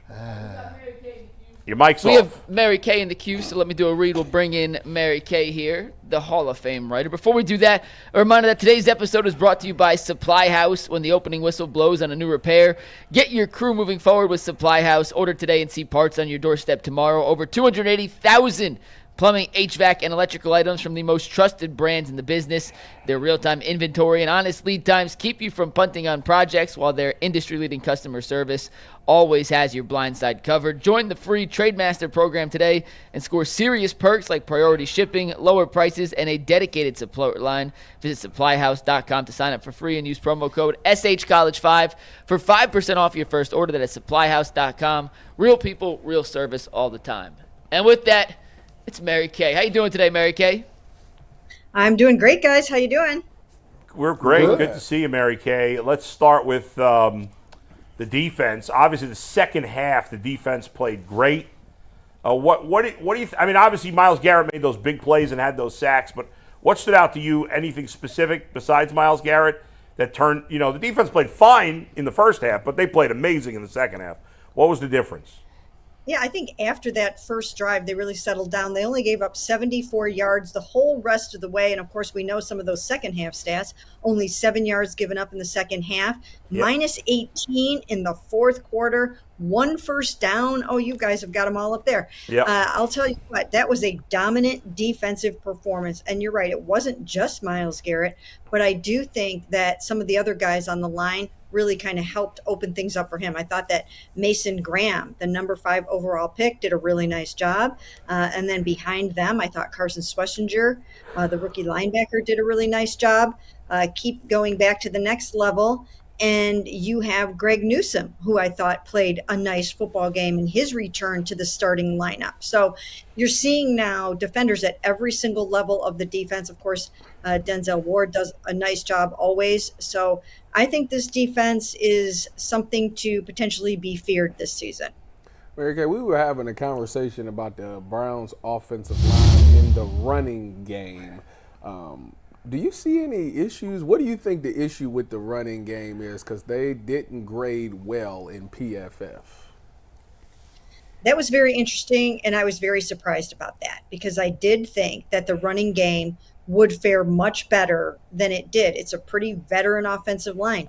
The only new starter on that offensive line is DeJuan Jones. So very surprised that these guys didn't do as well as I thought they would do. Of course, they did lose Jack Conklin in the second quarter. That did not help. That didn't help matters because they had to adjust after that. So we'll have to see what they can do to get those things corrected. We know that they have a new offensive line coach. We know that they have new pass run blocking schemes that they're getting back to. It did not go well. I do think it will help if they can get Quinshon Judkins back. But even so, none of their running backs fared well, and they averaged only 2 point yards per carry. That is not going to cut it, especially when you go into Baltimore and you want to try to run the ball there. They might have to try some different things to get that loosened up a bit. Maybe some end arounds, maybe some jet sweeps, and some other things. So, this is not going to fly. Jerome Ford was 1.4 yards per carry. So I think they need to go back to the drawing board and figure out what went so wrong in this game. Is there a chance we could see Quinshon this week against Baltimore? It's hard to say, but I would say there is at least a chance. He's meeting with the NFL this week, and they're going to find out. They're going to decide if they are going to discipline him or not for that alleged incident with his girlfriend. I've heard that the videotape will support him and that he should be okay and might not get suspended. But it's hard to say at this point. You never really know exactly what the league is going to do. If they don't suspend him, I think there's a world in which he might be able to get on the field this week for a couple of plays, maybe 10 plays or something like that, maybe even 12 plays. But we'll have to see. He hasn't practiced with the team since minicamp, hasn't been around here. I'm sure he was working out very, very hard. I'm sure he probably got the pads on and things like that. But yeah, I would say yes. If the NFL clears him, I would expect to see him on the field a little bit this weekend. Have you heard? I don't know how much you've seen of him at all. You talk about he hasn't practiced. Have you heard what kind of shape is he in? Is he in? Does he? Is that an issue at all? No, I haven't even heard what kind of shape he's in. Now, when Isaiah Bond was coming back, I was hearing all kinds of things about what kind of shape he was in. I had heard that he had done 2-a-days when he was out, and he was doing everything that he could to possibly be ready for when he came back. And it looked that way when he returned. So I'm guessing that that Quinshon did the same thing. I don't know why he wouldn't have, and I don't know why he wouldn't have pulled the pads on to make sure that he was ready for all of that. So I'm guessing that he was working out very, very hard and that he's going to come in here in great shape. Keeping the theme with the running game, you look at Dylan Sampson had a really nice game, catching the ball out of backfield, did some nice things. Jerome Ford, not so much. What are the chances that you see more of Dylan Sampson in this game, while Quinshon Judkins is trying to return? Well, once again, I think it's going to be a matter of if they can run the ball or not. Now, we saw Dillon get very involved, but he was involved more so in the passing game. 8 for 8 on his receptions for 64 yards, whereas he really did, like everyone else, struggle in the running game. Only 2.4 yards per carry. They kept trying it. He had the most carries at 12, but they just weren't getting any traction there, and it won't get any easier in Baltimore against that really, really good, excellent run defense. So I do think you'll see more of Dillon. He'll get more touches, but I don't know necessarily if they will try to keep forcing it in the run game if it isn't working. I have to wonder, will they try Raheem Sanders a little bit more to see if he can't get some things going on the ground? He's a very big and bruising back. So we'll see. If Quinshon's back, I think it will help the running game in general. And as I mentioned before, I would expect to see some jet sweeps or end arounds this game. Mary Kay, when you look at the passing attack, obviously the receivers had a decent game, but obviously everybody only talks about the drops. And with Jerry Jeudy leading the league in drops last year, which I didn't know that, what do you think will be different about their approach this week? Because 45 times throwing the ball, obviously that's going to lead to potentially some turnovers. Do you think that number comes down in the pass where they go maybe 20, 25? Or do you think this is what they're going to have to do to win games? Well, once again, I think some of it will be dependent on when Quinshon gets back and when he's ready to really shine. I don't know if that's going to be this Sunday in Baltimore, if he's going to be ready to really take over the workhorse back role yet. So we'll have to see how that goes. But as far as the passing game is concerned, I thought Joe did his part. I think he's surrounded by a lot of young players. I think it's a new offense. And I think he doesn't necessarily have all the chemistry that he's going to have with this football team if he gets to stay in there for a number of weeks. I think that when they divided up the quarterback pie 4 different ways, I think it sort of hurt the chemistry of the football team offensively in that passing game. You don't get a chance to rep it over and over and over again with your guys if you're constantly coming out of there. So I know they did what they felt they had to do, and I don't even think Joe was going to be necessarily their starting quarterback when this whole thing got started. But now he's going to have to make sure that he gets on the same page with Jerry Jeudy as quickly as possible. Those two guys are going to have to spend extra time together, maybe watch some film together. I remember back when Amari was here, he and Joe would text back and forth all day long, thoughts, ideas about what they could do. Jerry's going to have to get that same kind of camaraderie going with Joe Flacco. Mary Kay, Harold Fannin was my favorite draft pick the Browns had made, maybe because Canton ties, G. Bush's high school, Bowling Green, did a few of his games, that whole thing. And I just really expected him to be kind of a Swiss Army knife, really, for this offense. And they showed it week 1. I mean, gosh, he had 4 touches on the opening drive. They were targeting him like crazy. I think he had 8 or 9 targets in the ball game. Ends up taking a direct snap from like a wildcat position. I thought he would do that this year at some point. Didn't think week 1. So that tells me a lot about what they think about him, the confidence that they have in him. Do you agree with that? What are you hearing from the Browns in terms of Harold Fannin's prospects for this year? Because it seems like, man, this kid could be special. Well, he's definitely their tight end of the future. They love Harold Fannin. He will be at some point down the road their replacement for David Njoku. Right now they're playing a lot of 2 tight end sets, so it will be Harold and David on the field most of the time, at least that's how they're going to start the season. And they think the world of him. And I think the sky is the limit for him in terms of the things that they're going to have him doing. He's going to get a lot of touches. He's going to get a lot of targets. And as you mentioned, you saw him take the direct snap. I think you'll see more of that kind of stuff with Harold because he is so versatile and can do so many things. So I think that he's going to have an excellent season. And who knows, depending on how this all goes, he could even challenge for a Pro Bowl this year in his first year. It won't be easy because there are a lot of good tight ends in the NFL, but I think he's going to get a lot of run this year and a lot of attention. Mary Kay, why has it been so difficult for the Browns to kind of figure out the kicker situation? They've had a revolving door, it seems like, a lot at that position. Understand that the kicker is young. He doesn't really, only first NFL game, and he missed a couple of big kicks.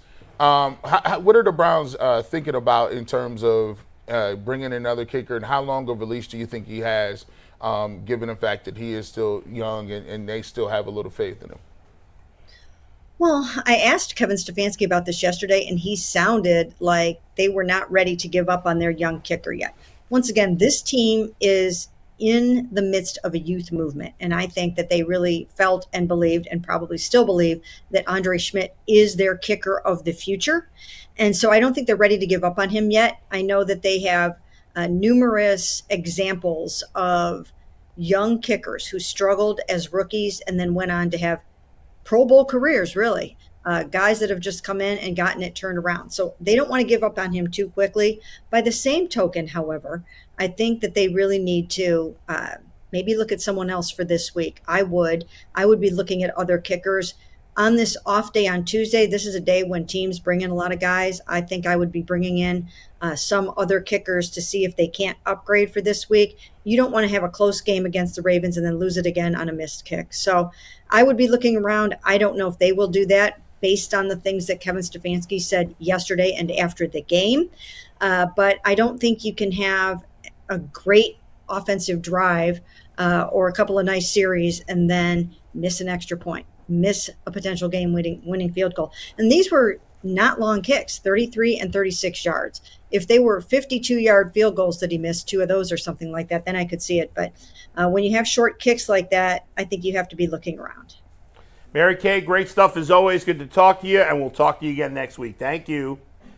Sounds good. Thanks, guys. All right, Mary Kay Cabot, Cleveland.com. We go from one reporter to another. Aditi Kinkhabwala of CBS Sports. Do you have a read before we bring her on? I do. Before we bring in Aditi, we got to remind you guys that Mazda is our favorite car here on the Ultimate Cleveland Sports Show. And this interview with Aditi Kinkhabwala is brought to you by those who believe it's not just about playing the game, it's about redefining it, because these moments do more than win.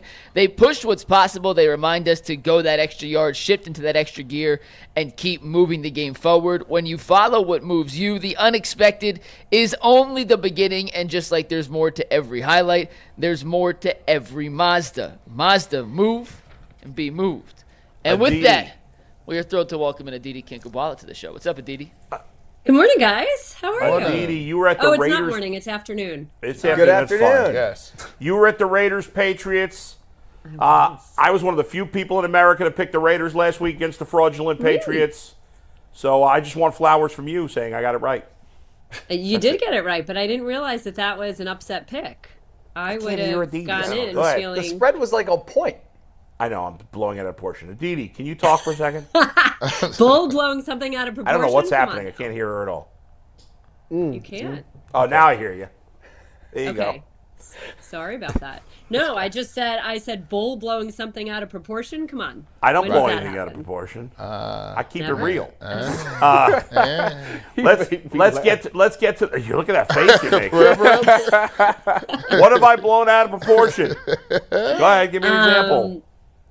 How much you hate Baker? I mean, how bad Baker is? Yeah. Well, ooh, he was okay. bad Okay. his last year Okay. here. We only have Receipts. Aditi for 15 minutes. We're not spending 10 on Oh my God! Receipts. Should we talk about Shedeur Sanders for 10 minutes? No. Aditi, what'd you think To get of... clicks. Aditi, What's- tell Let's us get that clicks on kickers' Shedeur lives Sanders. matter.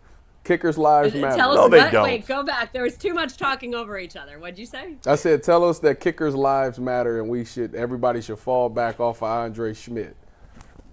Well, of course kickers matter, but they matter so much that they need to make their kicks. You have a job. Would you I cut him? mean,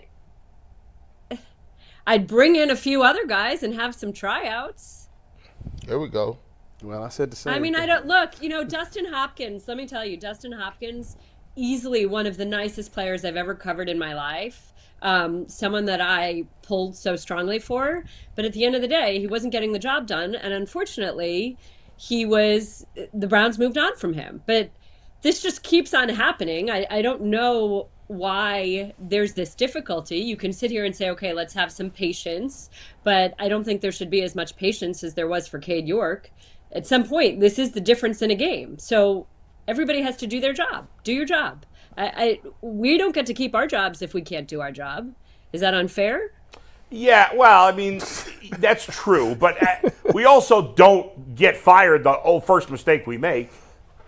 I agree. And it wasn't as if this only came down to the kicker. There were other issues in that game. There were other questions, other things that you could look at and say, was this the right coaching decision? Why stick with the run for as long as you did? There are all sorts of things that you could look to, and it's not fair to just make one player the scapegoat. But I also think you don't necessarily give him a whole season to sort this out. No, that's fair. That's fair. And it's not like the conditions were such that you say, well, it was snowy and the wind was blustery and et cetera, et cetera. You know, Aditi, I watched the game. You know, Joe Flacco ended up with 290 yards. I don't think his receivers did him any justice. The Jerry Jeudy drop on fourth and five when a slant hit him in the numbers. That hurts. What did you make of, some of the drops later and some of the interceptions that got tipped up and how that kind of affected the game? You know, that's why it's so tough. It's always, I feel like for years, this goes back almost 15 years, Eli Manning had thrown 25 interceptions. And in the offseason, I did a story looking back at all 25 of those. And I think it was something like only 11 were really him overthrowing a guy or not necessarily putting the ball in the wrong spot. So many were on the receiver, and it's like there should be an extra stat. Interception, not the quarterback's fault, or like sack, not the line's fault, something like that. But you're right. I mean, receivers have to make plays. You have to help your quarterback out. Unfortunately, we see that stat line, and Flacco's the one that gets tagged with those interceptions, even though by what I see, your receiver has to make a play. That Jerry Jeudy one I heard about from my 10-year-old who is playing fantasy football for the very first time, and nice. Jeudy is one of his wide receivers. So he was not happy about that, that's for sure. But, week one is week one, right? So you expect a big jump from week one to week two. There wasn't a ton of time on task together in game situations. So there were at least positives to be seen. Now I think you can be a little bit more exacting because you want to see what happens in week two and how does this team respond and where does the team get better. Aditi, obviously we're talking a lot about the Browns here, but they shut down the Bengals. I mean, the Bengals didn't look good in this game at all. Is that a concern? Could they be maybe in for a rougher year than we think? I don't know. It's funny because they obviously started slow a year ago, and then it turned out that it was their defense that was an issue. I didn't love all the soft zone that the Bengals were playing, but it's so hard for me, Dustin. I mean, you're talking about Joe Burrow, Jamar Chase, and T. Higgins. They're going to figure it out. It's not as if this is an offense that's not going to play well. And it's just like the Ravens. It's not like, okay, this is a team that's going to collapse just because it did collapse at the end of that game. It feels like week one is way too soon to make any sort of grand statements on anybody.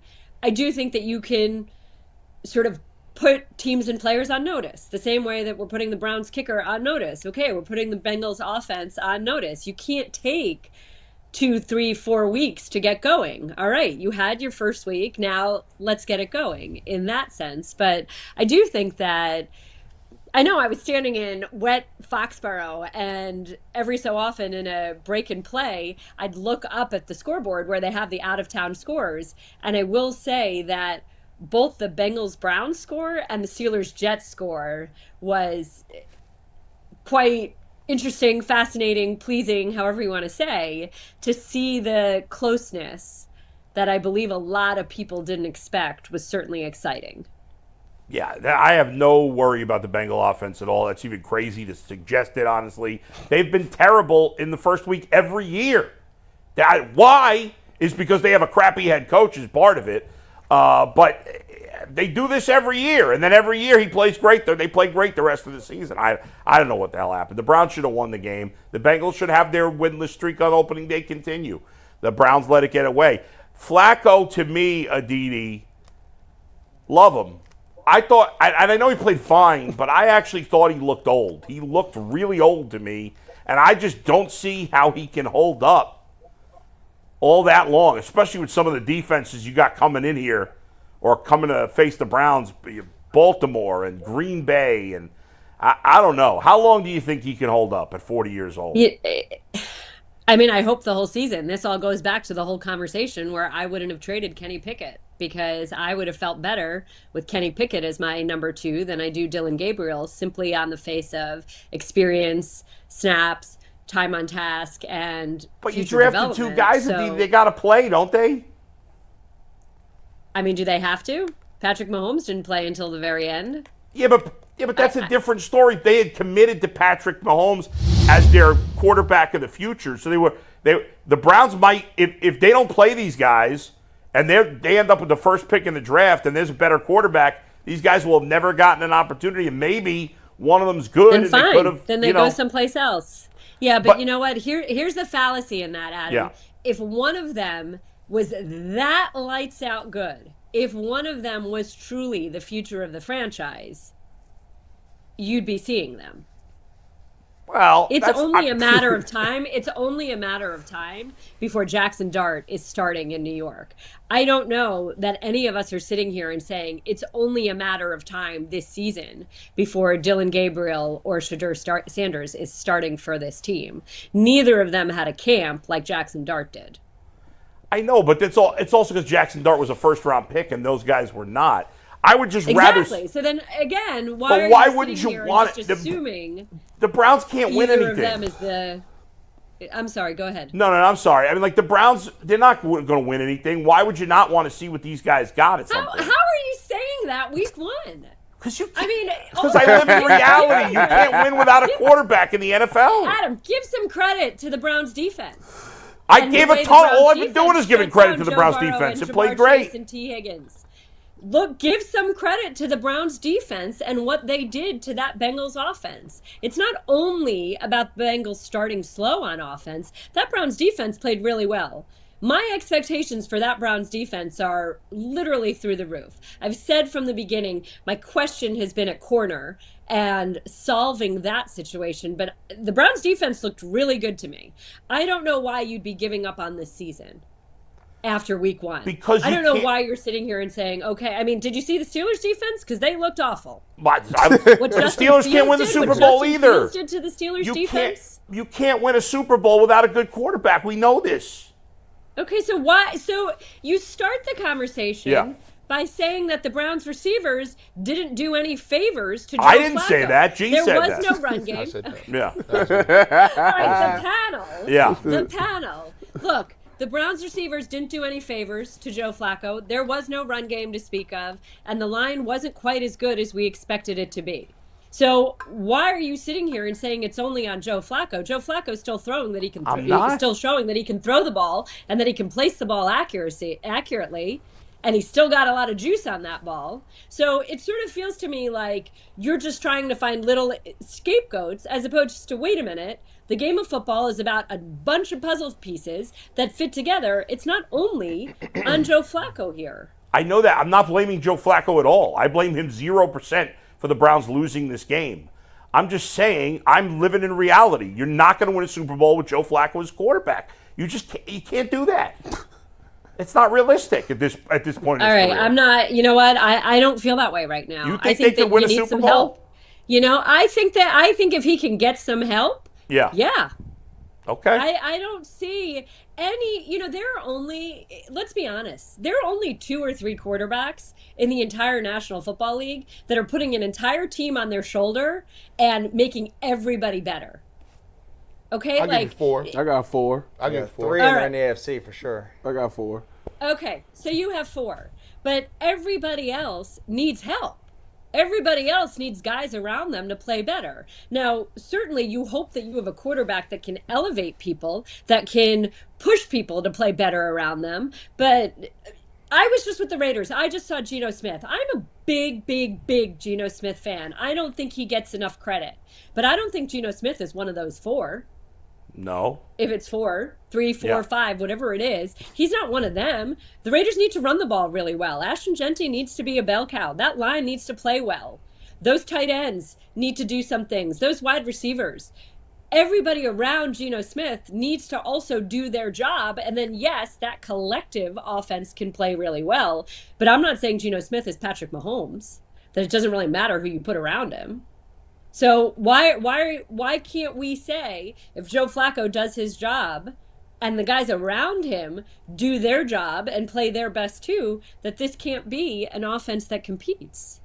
I just don't think it's realistic. First of all, the talent around Joe is not good enough on offense. I mean, look, I don't think Joe Flacco is Russell Wilson. I think Joe Flacco is a lot better than that. I mean, at this point, you think he's any better than Russell Wilson? I don't know. Yes. Yeah, I think so. Yes. I mean, that's not a high bar. He's better than Russell. The guy's thrown more picks than games played in his last 3 seasons. I mean, Joe, there's 28 teams that would not start Joe Flacco. So he's obviously not that good at this point. But a lot of that is for circumstance. The Colts would have started Joe Flacco last year, except they were giving Anthony Richardson. I know, but when he played for them, he stunk. His second to last chance. But he didn't play well when he did play for them. Aditi, your Pittsburgh Steelers got help. They got. You got to go. I want to argue with you more. They got Jabril Peppers at safety now. So I want to argue with you more, Aditi, but you got to go. Let me tell you. Yeah. Let me tell you, Kevin Colbert loved Jabril Peppers when he was coming out. And I remember reporting that and it being really scandalous because Kevin Colbert was so pissed off that I had said that. By the way, the Steelers still have a clueless offensive coordinator. Clueless. They're clueless with what they're doing. I know they won. Why are they using that, what's his name, who they got from the Eagles? Jaylen Warren. She's got to go. Last thing, Aditi. They paid Jaylen Warren. They drafted this kid. And Caleb they're Johnson using is his that name. scrub from Philly. Adam, tell me somebody not on the Bengals that you actually really like. Oh, that's silly and completely unfair. I only like 3 guys on the Bengals anyway. I hate 50 guys on the Bengals. In the AFC North that you really, really like. A guy I love Myles Garrett. I love Joe Bitonio. I love Denzel Ward. Nick Chubb. I loved Nick Chubb. He's not in the AFC North anymore. I love Lamar Jackson. He's awesome. I hate Hamilton. the Steelers. I grew up hating the Steelers. What about Kyle Hamilton? I like Jaylen Warren. What about? Why not T.J. Watt? Cam Hayward. T.J. Watt I don't like. I don't like him. Cam Hayward. Zach Center guy. What's that? Cam Hayward. I like Cam Hayward. I like plenty of guys. That's not fair. I like a lot of guys. Guys, I love Max Crosby. Love Max Crosby. When we talk about pass rushers, the way that somebody works, the way that somebody gets the most out of what he has, and the way that he elevates his teammates on both sides of the ball, love Max Crosby. I like him too. I don't like Drake May. I'm anti-Drake May. He's another overhyped, overrated quarterback. My producer is asking me if I'm joining them. We'll see you later. All right, Aditi. Thank you guys. Later. Bye. All right. Before we talk Guardians, let's react to some of that stuff that we just got into right there, Bull. Yeah. You guys a lot of yelling right there. Dustin, where do you guys fall on this? Which part? I mean, it was so much. The quarterback, can you win it with Joe Flacco? Is that the part? Somehow they ended up talking about Joe Flacco winning a Super Bowl. That was crazy. It is crazy, but you guys were arguing. Aditi was on one there. I don't know what she was talking about. Dude, she was hearing one thing from you, and you were hearing one thing from her. I don't think she was saying that they were going to win a Super Bowl, but I think she's just saying, like, hey, Joe Flacco's playing decent football if he gets some help. But I didn't say he wasn't. I know. The Browns. That's what I'm saying. She was hearing what she wanted to hear. I love her. We argue. That's part of our thing. The Browns should trade for Chris Olave. Get him so another guy gets hurt every 10 seconds? Dude. You know why he get hurt? Because his people don't block for him when they throw him a screen. That's the problem. Didn't we just say the Browns can't block? They don't have a good offensive line? Well, these was the receivers. Speaking of Buckeyes, how about Emeka Egbuka, man? Every Buckeye receiver you see he called it? It's just unbelievable. Here's the thing I get with it, though. Like, you can't have it both ways. You can't say the team is looking forward to next year and this year ain't really important, but then be like, well, Joe Flacco don't got no help. Like, ain't that for the organization to find him help? My thing is this. How is it that I don't understand how people look past this year? I don't get that. Who cares what other people say? We're not doing that. I'm not talking. No, I'm talking about anybody that works over in Berea. I don't understand how any of them can think beyond this year. They better not. That's my point. Well, they might not be here. You have to always be in the front office. You have to be thinking a little bit about next year. But as a coaching staff, you should only be thinking about the game ahead of you. That's it. If this thing is a disaster, if they go 3-14 or worse, none of them gonna be here to make no decisions anyway. I'm not so sure about that. You think no matter what they're gonna be here? I wouldn't say no matter what, but I think there's a good chance. I mean, when your owner come out and say we can't lose, fire them, they probably would have been fired before. Well, when the your season. owner come out and say we can't win only 3 I games, know. I feel like that and lower is like. I disagree with the premise that you're not going to see any of these young dudes or whatever the case may be. No, that's just the quarterbacks. But here's that's the thing. just Shedeur technically. But here's my problem, bro. Like you're burning. You can't tell me how much y'all like picks, but then you burn 2 of them right in front of our face. If you're not going to use these guys. If you don't use them. But gee, in all fairness, okay, quarterbacks that sit a while tend to do better when they get their start. I'm not. I know we all want like Shedeur and Dylan to just go jump in there. History says, and recently, like if you let them sit for a couple of weeks and then put them in, they tend to do better. Nobody's saying start them right now. I'm just saying it for anybody. Like everybody that's out there, we need to play them right now. Play well. Give me one. Give me one. Joe Burrow. Was Joe Burrow rookie season really that nice? Because it was his rookie season. That's what we talking about. He was fine, and then he got hurt. He was the second half of the year. But I don't think that for a lot of people, that's not the real argument anymore. At this point, they know Joe Flacco's going to play. They've already made that establishment. The 2 dudes are sitting watching. But we heard now twice. We've talked about it earlier. Now the move in the goalpost is you don't expect to see him all year, or you don't really need to see him. Really, who you talking about? Shedeur or Aditi said you don't need to see the rookies. That you may not see him. My thing is that she said the argument started because she said in a perfect world Joe Flacco would play all the whole year games. So I'm like, and I don't think that's a perfect scenario. I think that's the worst scenario. Why? Because you don't get to see the young guys. No, because the onus that I got is this: they burnt 2 picks on their wing. So that's first of all, that's your general manager who can't hit on regular picks, but you burn 2 and you let them chill. And I'm not convinced Kevin Stefanski is coaching up quarterbacks and they have the evaluation talent or skills to develop one. So if you got 2 of them that you picked, that you said, I keep hearing, think about this. I keep hearing in one sentence how much they love Dylan Gabriel. But when it comes to saying, okay, when is he going to play? Oh, you really don't need to see him. You can't have it both ways. Who said that? Just Aditi said that. Who said you don't need to see him? I don't know that everybody else is saying that. I just heard Aditi say, if they don't play, it's okay. So this is the thing. I think this is what's going on. I didn't make it up. I keep trying to read between the lines on all this stuff because I'm really trying to make some sense of it all. I think I've landed on the fact that this is the case. Is that neither one of them is ready to play, and they don't care how long it takes. They are not going to put them out there until they are 1,000% sure that they can succeed in the NFL. And that could turn out to be it could be 5 years from now until we see them. But that's just what they going to do. I'm just telling. That's the way I see it. So my case is I'm not going to sit here for unless Joe go down. I'm not sitting here 6 and 7 years rubbing their shoulders while they figure out who to pick and put on the roster. How long did it take? This is year 6. How long did it take for Jordan Love to start in Green Bay? 1 year. No, but that's a bogus argument. I'm just asking. That's because was it 1 year or was it a couple? I feel like it was like 3. No, that was Rodgers waited 3 years. You sure? It was 1 year. C.J. Stroud started right away. Jaden Daniels started right away. Did Jaden Daniels start week 1? Yes, he did. It took Bryce 2 full Young, seasons for Jordan Love to start. Yeah, but that's just so they had a good quarterback there. But that wasn't because they purposely wanted him not to start. This is a straw man argument. It is. No one is saying we want them to play tomorrow. Right. That's not what. No, y'all saying y'all just want them to play at some point this year. Yeah. Yes, and I understand that because y'all are still on this fact that we got 2 picks and we might need to take a quarterback next year. My thing is this: if you was on the coaching staff and you said to yourself they not ready to play, they neither one. I don't play them.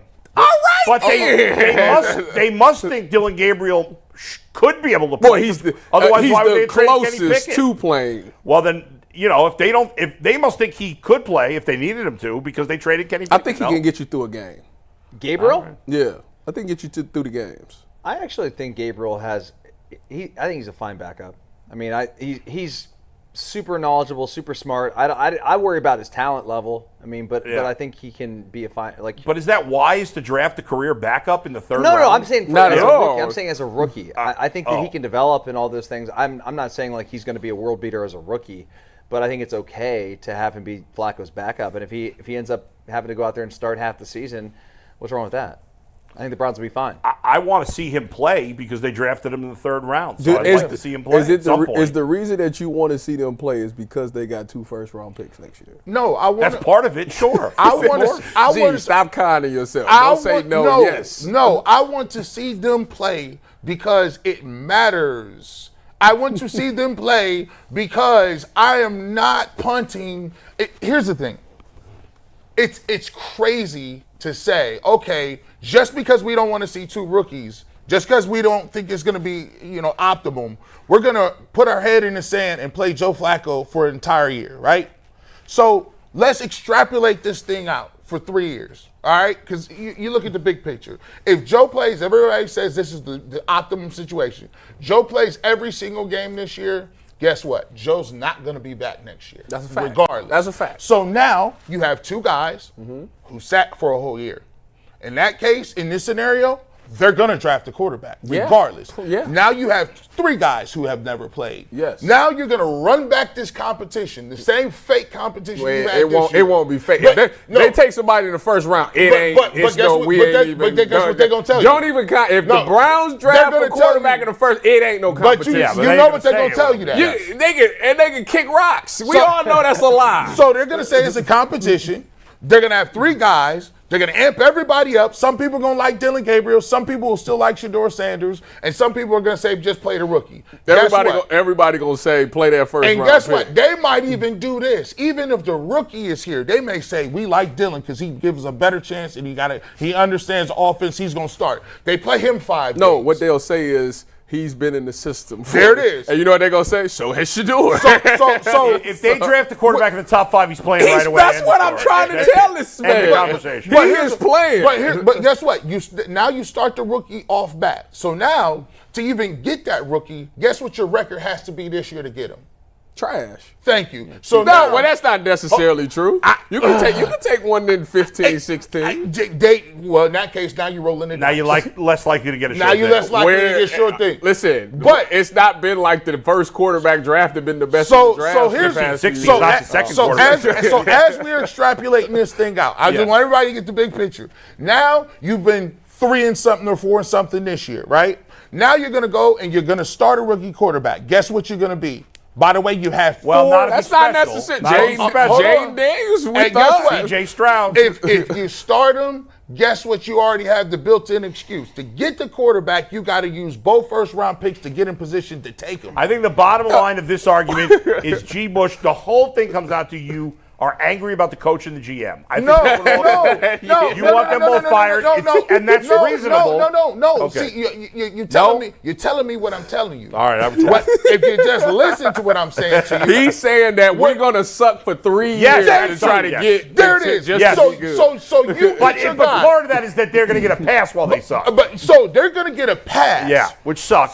For being terrible last year. They're gonna get a pass for being trash. Gee. Hold on, finish it. They're gonna be so we can just understand and soak it in our soul. But they're gonna get a pass for being terrible. They should have got the hold on. See, this is they keep saying hold on. Now mind you, and then when they get the quarterback, he's gonna be a rookie, and they don't even have offensive linemen next year. So then they're gonna say the rookie played back because we got to get offensive linemen, and he plays a rookie. So another pass. 3 years, and then they're going to go, well, this is his 2nd year in the system. That's 4 years of taking L's. And then they're going to finally fire the coach, so that's a new quarterback. And it's a new quarterback. And a new coach. Now, hey. New offense. New offense.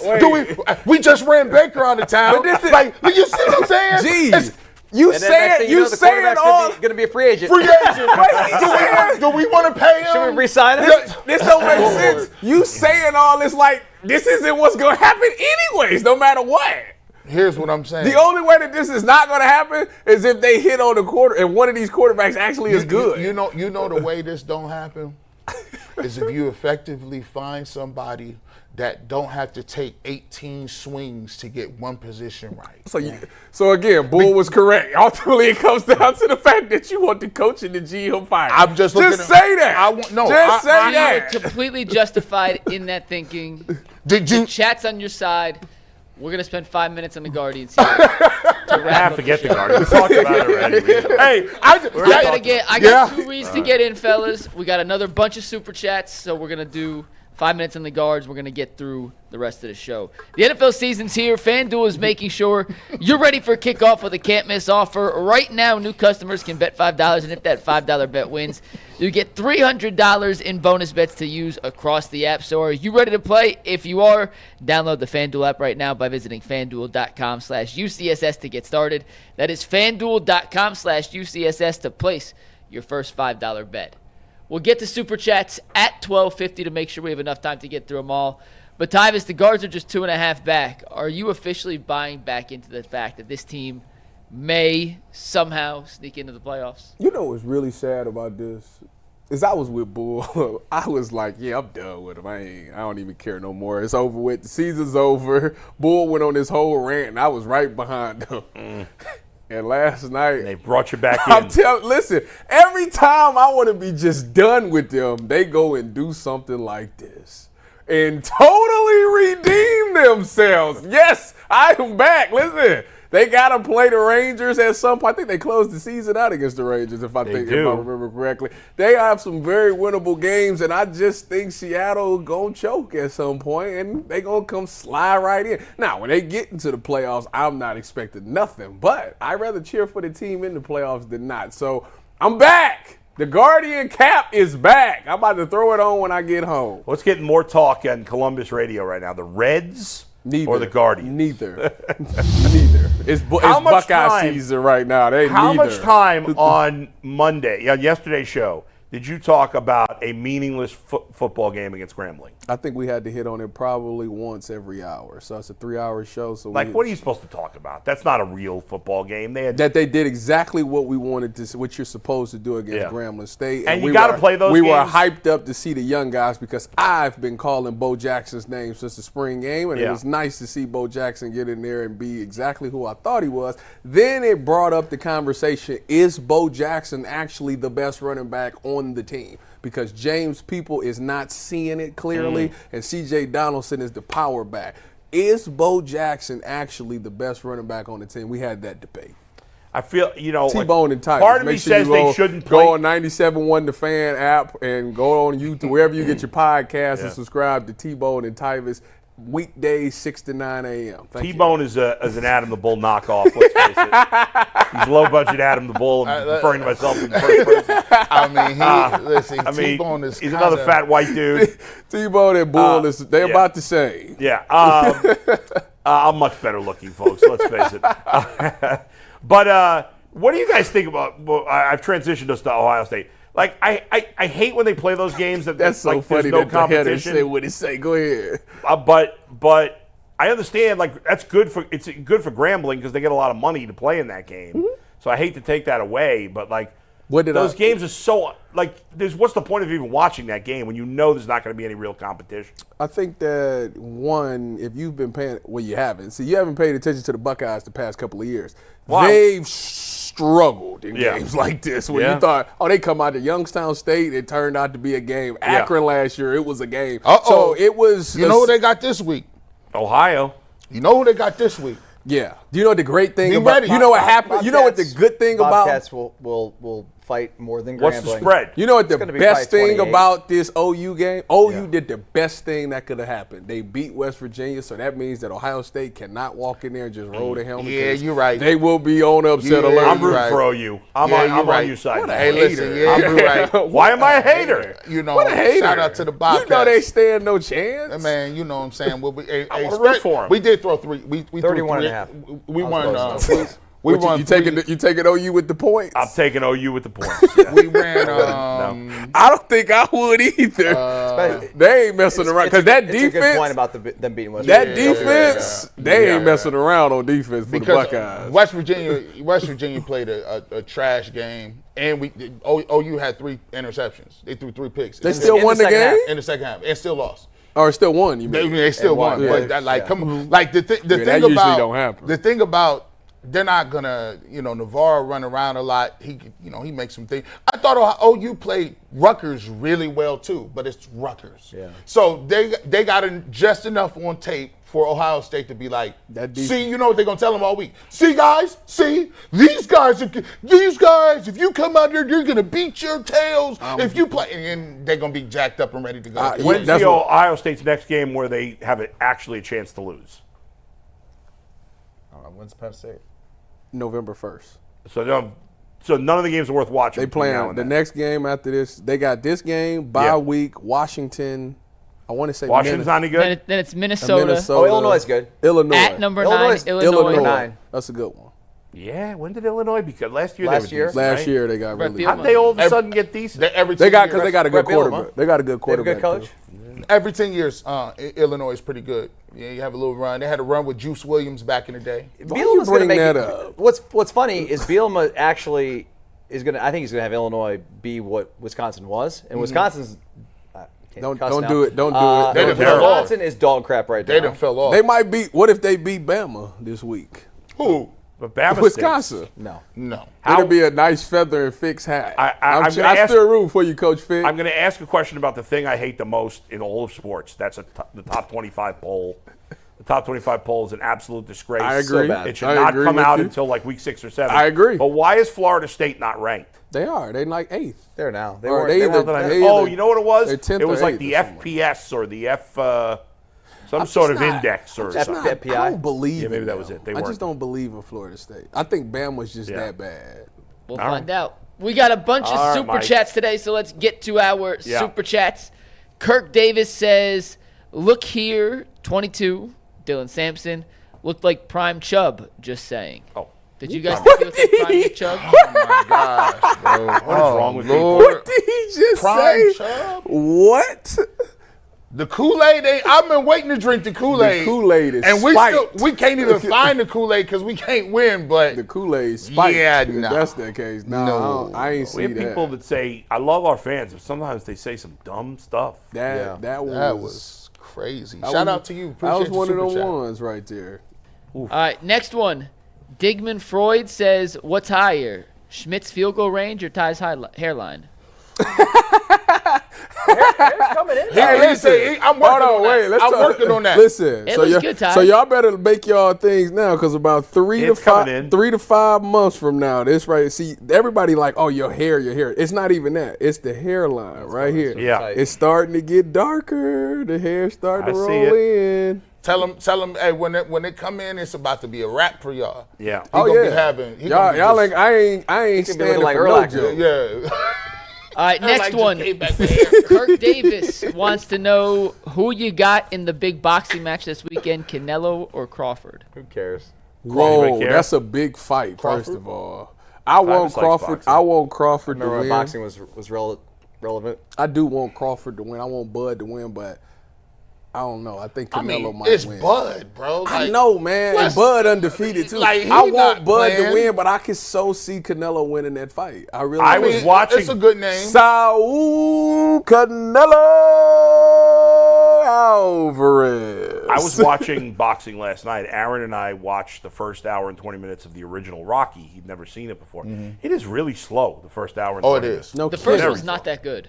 No, it's excellent. It's just slow. You say you were watching boxing, or you I watching didn't a love movie? it. He was watching the the movie. Some people be That's what I'm actually talking saying Rocky When is a does, real person. It's kind of wild to me. Like, they actually have When a does joke. Abdullah Mason fight again? Here he soon. I don't know.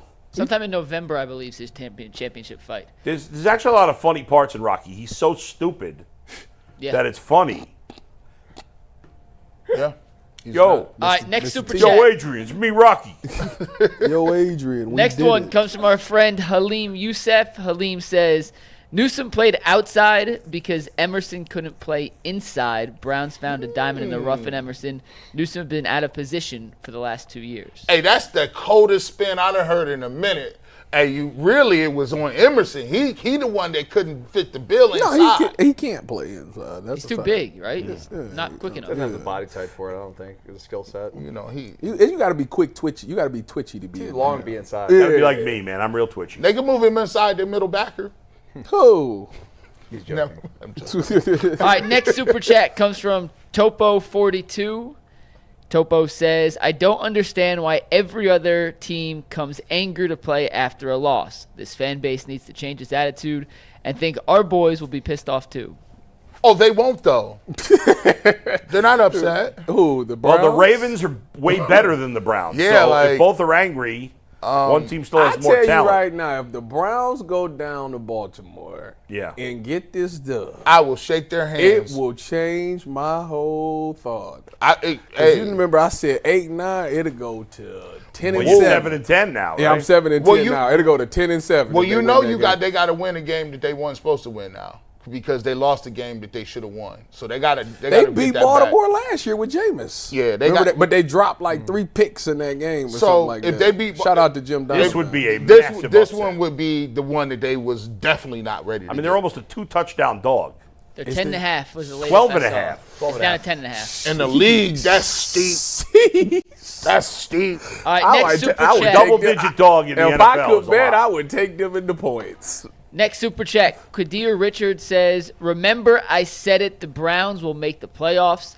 Flacco gets hurt, DG gets pulled, and Shedeur starts in the Super Bowl. The NFL ratings will be through the roof. They would be Dustin, through the roof. Dustin, you looked at me. Dustin looked at me like I said it. Could you imagine? Look at somebody. You can't have it in the Super Bowl, but how about if it was a Shedeur Sanders versus Chiefs AFC Championship game? Kelsey and Swift against Shedeur, that would be the highest rated TV show ever. It would. It would. I mean, the No, first it game he plays is going to be the highest TV rated game ever. It's just a regular game. He ain't bigger than Taylor Swift. No. All right, next one. Mr. Red Pants says the Browns have just as good a chance with any kicker. Salvatore the 216 says this super chat is for Andre Schmidt if he's listening. We're rooting for you. Stay focused and redeem yourself. You can do it. Not all super chats are negative. Okay, I like the positivity. I thought he was going to say GTH. Miss Bell says I'm praying and waiting for something weird to happen. Hey, that's a zinger. I mean, that's good. That's all our Congress is doing in terms of dealing with gun violence. Just wait Maybe it'll work for that. Casey and Emily Moore. G, Yeah. this next one's for you. They said the cartoon you talked about at the beginning of the show was called Wacky Races. Yeah. Wacky races. Miss Bell 70 also Weird says Aditi proved quarterbacks come to Cleveland to die. Pathetic. How did she prove that? Miss Bell also wants to know if Flacco just needed help, why was he available? Acid Brooks says Flacco better than Wilson is insane. You guys are crazy. Last 17 games. I didn't say Flacco was better than Wilson. I did. Last I 17 games. I agree. Last 17 games, Joe 27 touchdowns, 19 interceptions. Russell Wilson 24 touchdowns, 9 interceptions. Okay. I think they're the same level at this point to me. All right, next up, Sly says Joe Flacco had a lower QBR and EPA than Joe Burrow, and those metrics were used all of last year to say how bad our quarterbacks were, especially when we scored under 20. It's just funny. We're now okay with it. Whatever. Can't win with some people. Sly says Tommy Reese should have been our OC last year. We had some of the highest pre-snap motion in the league in week 1. He's right, by the way, the 3rd highest. I got that stat coming for you later in the week on the 5-pack of stats. So we think that has anything to do with Tommy Reese? It's more college style. Okay. It's Kevin's offense. Yeah. It's Kevin's. Go ahead, Mike. Sean Philplot says the logic about not playing the rookies if they're not ready doesn't make sense. They're 2 and 3 on the depth chart. They're supposed to be ready to go at any moment's notice. You can't have it both ways. You can't. That doesn't make any sense either. The Hot Saucer says, realistically, if you could be GM for one day to make a splash trade, who would you move and who would you try to get? That's a very good question. Think of that. Let me read the next 2, and then I'll wrap it up, though. You can think about this for the end of the Super Chats. Shaq with no brick says, if the Browns beat the Ravens, what kind of Kool-Aid we bringing out? That's a surprise on Monday. We can't tell you till we get then. And Darryl Green says, G. Bush, you my guy, but Aditi is the official CEO of the Kool-Aid Mafia with that Joe talk about bringing the Browns to a Super Bowl. So we'll go back to the GM question. If you're the GM of the Browns, who's the first player you're realistically going after? And you had to make a splash trade. So assuming you had to. I think the guys who want to go after are not getting traded. I don't know. I mean, can I just make it up? Go ahead. Patrick Mahomes. I mean, I already said with the way Myles Garrett played, if I could just create something, I'd go get the next best pass rusher. So they could have. You could have got Trey Hendrickson. I'll take. They could have traded for Micah Parsons. They didn't do it. I would have took Parsons. I'd take Max Crosby. I'd even take T.J. Watt. If the Browns had made the same offer that the Packers made, the Browns would have gotten him. If we'd had Michael Parsons, him and Myles Garrett. But they won't do that. They're not going to trade draft picks. Yeah. They're not trading first-round picks until they get a quarterback. Right. All right. We'll see you on overtime. Yes, sir. We'll see you in 2.5 minutes right here. Peace. The Ultimate Cleveland Sports Show.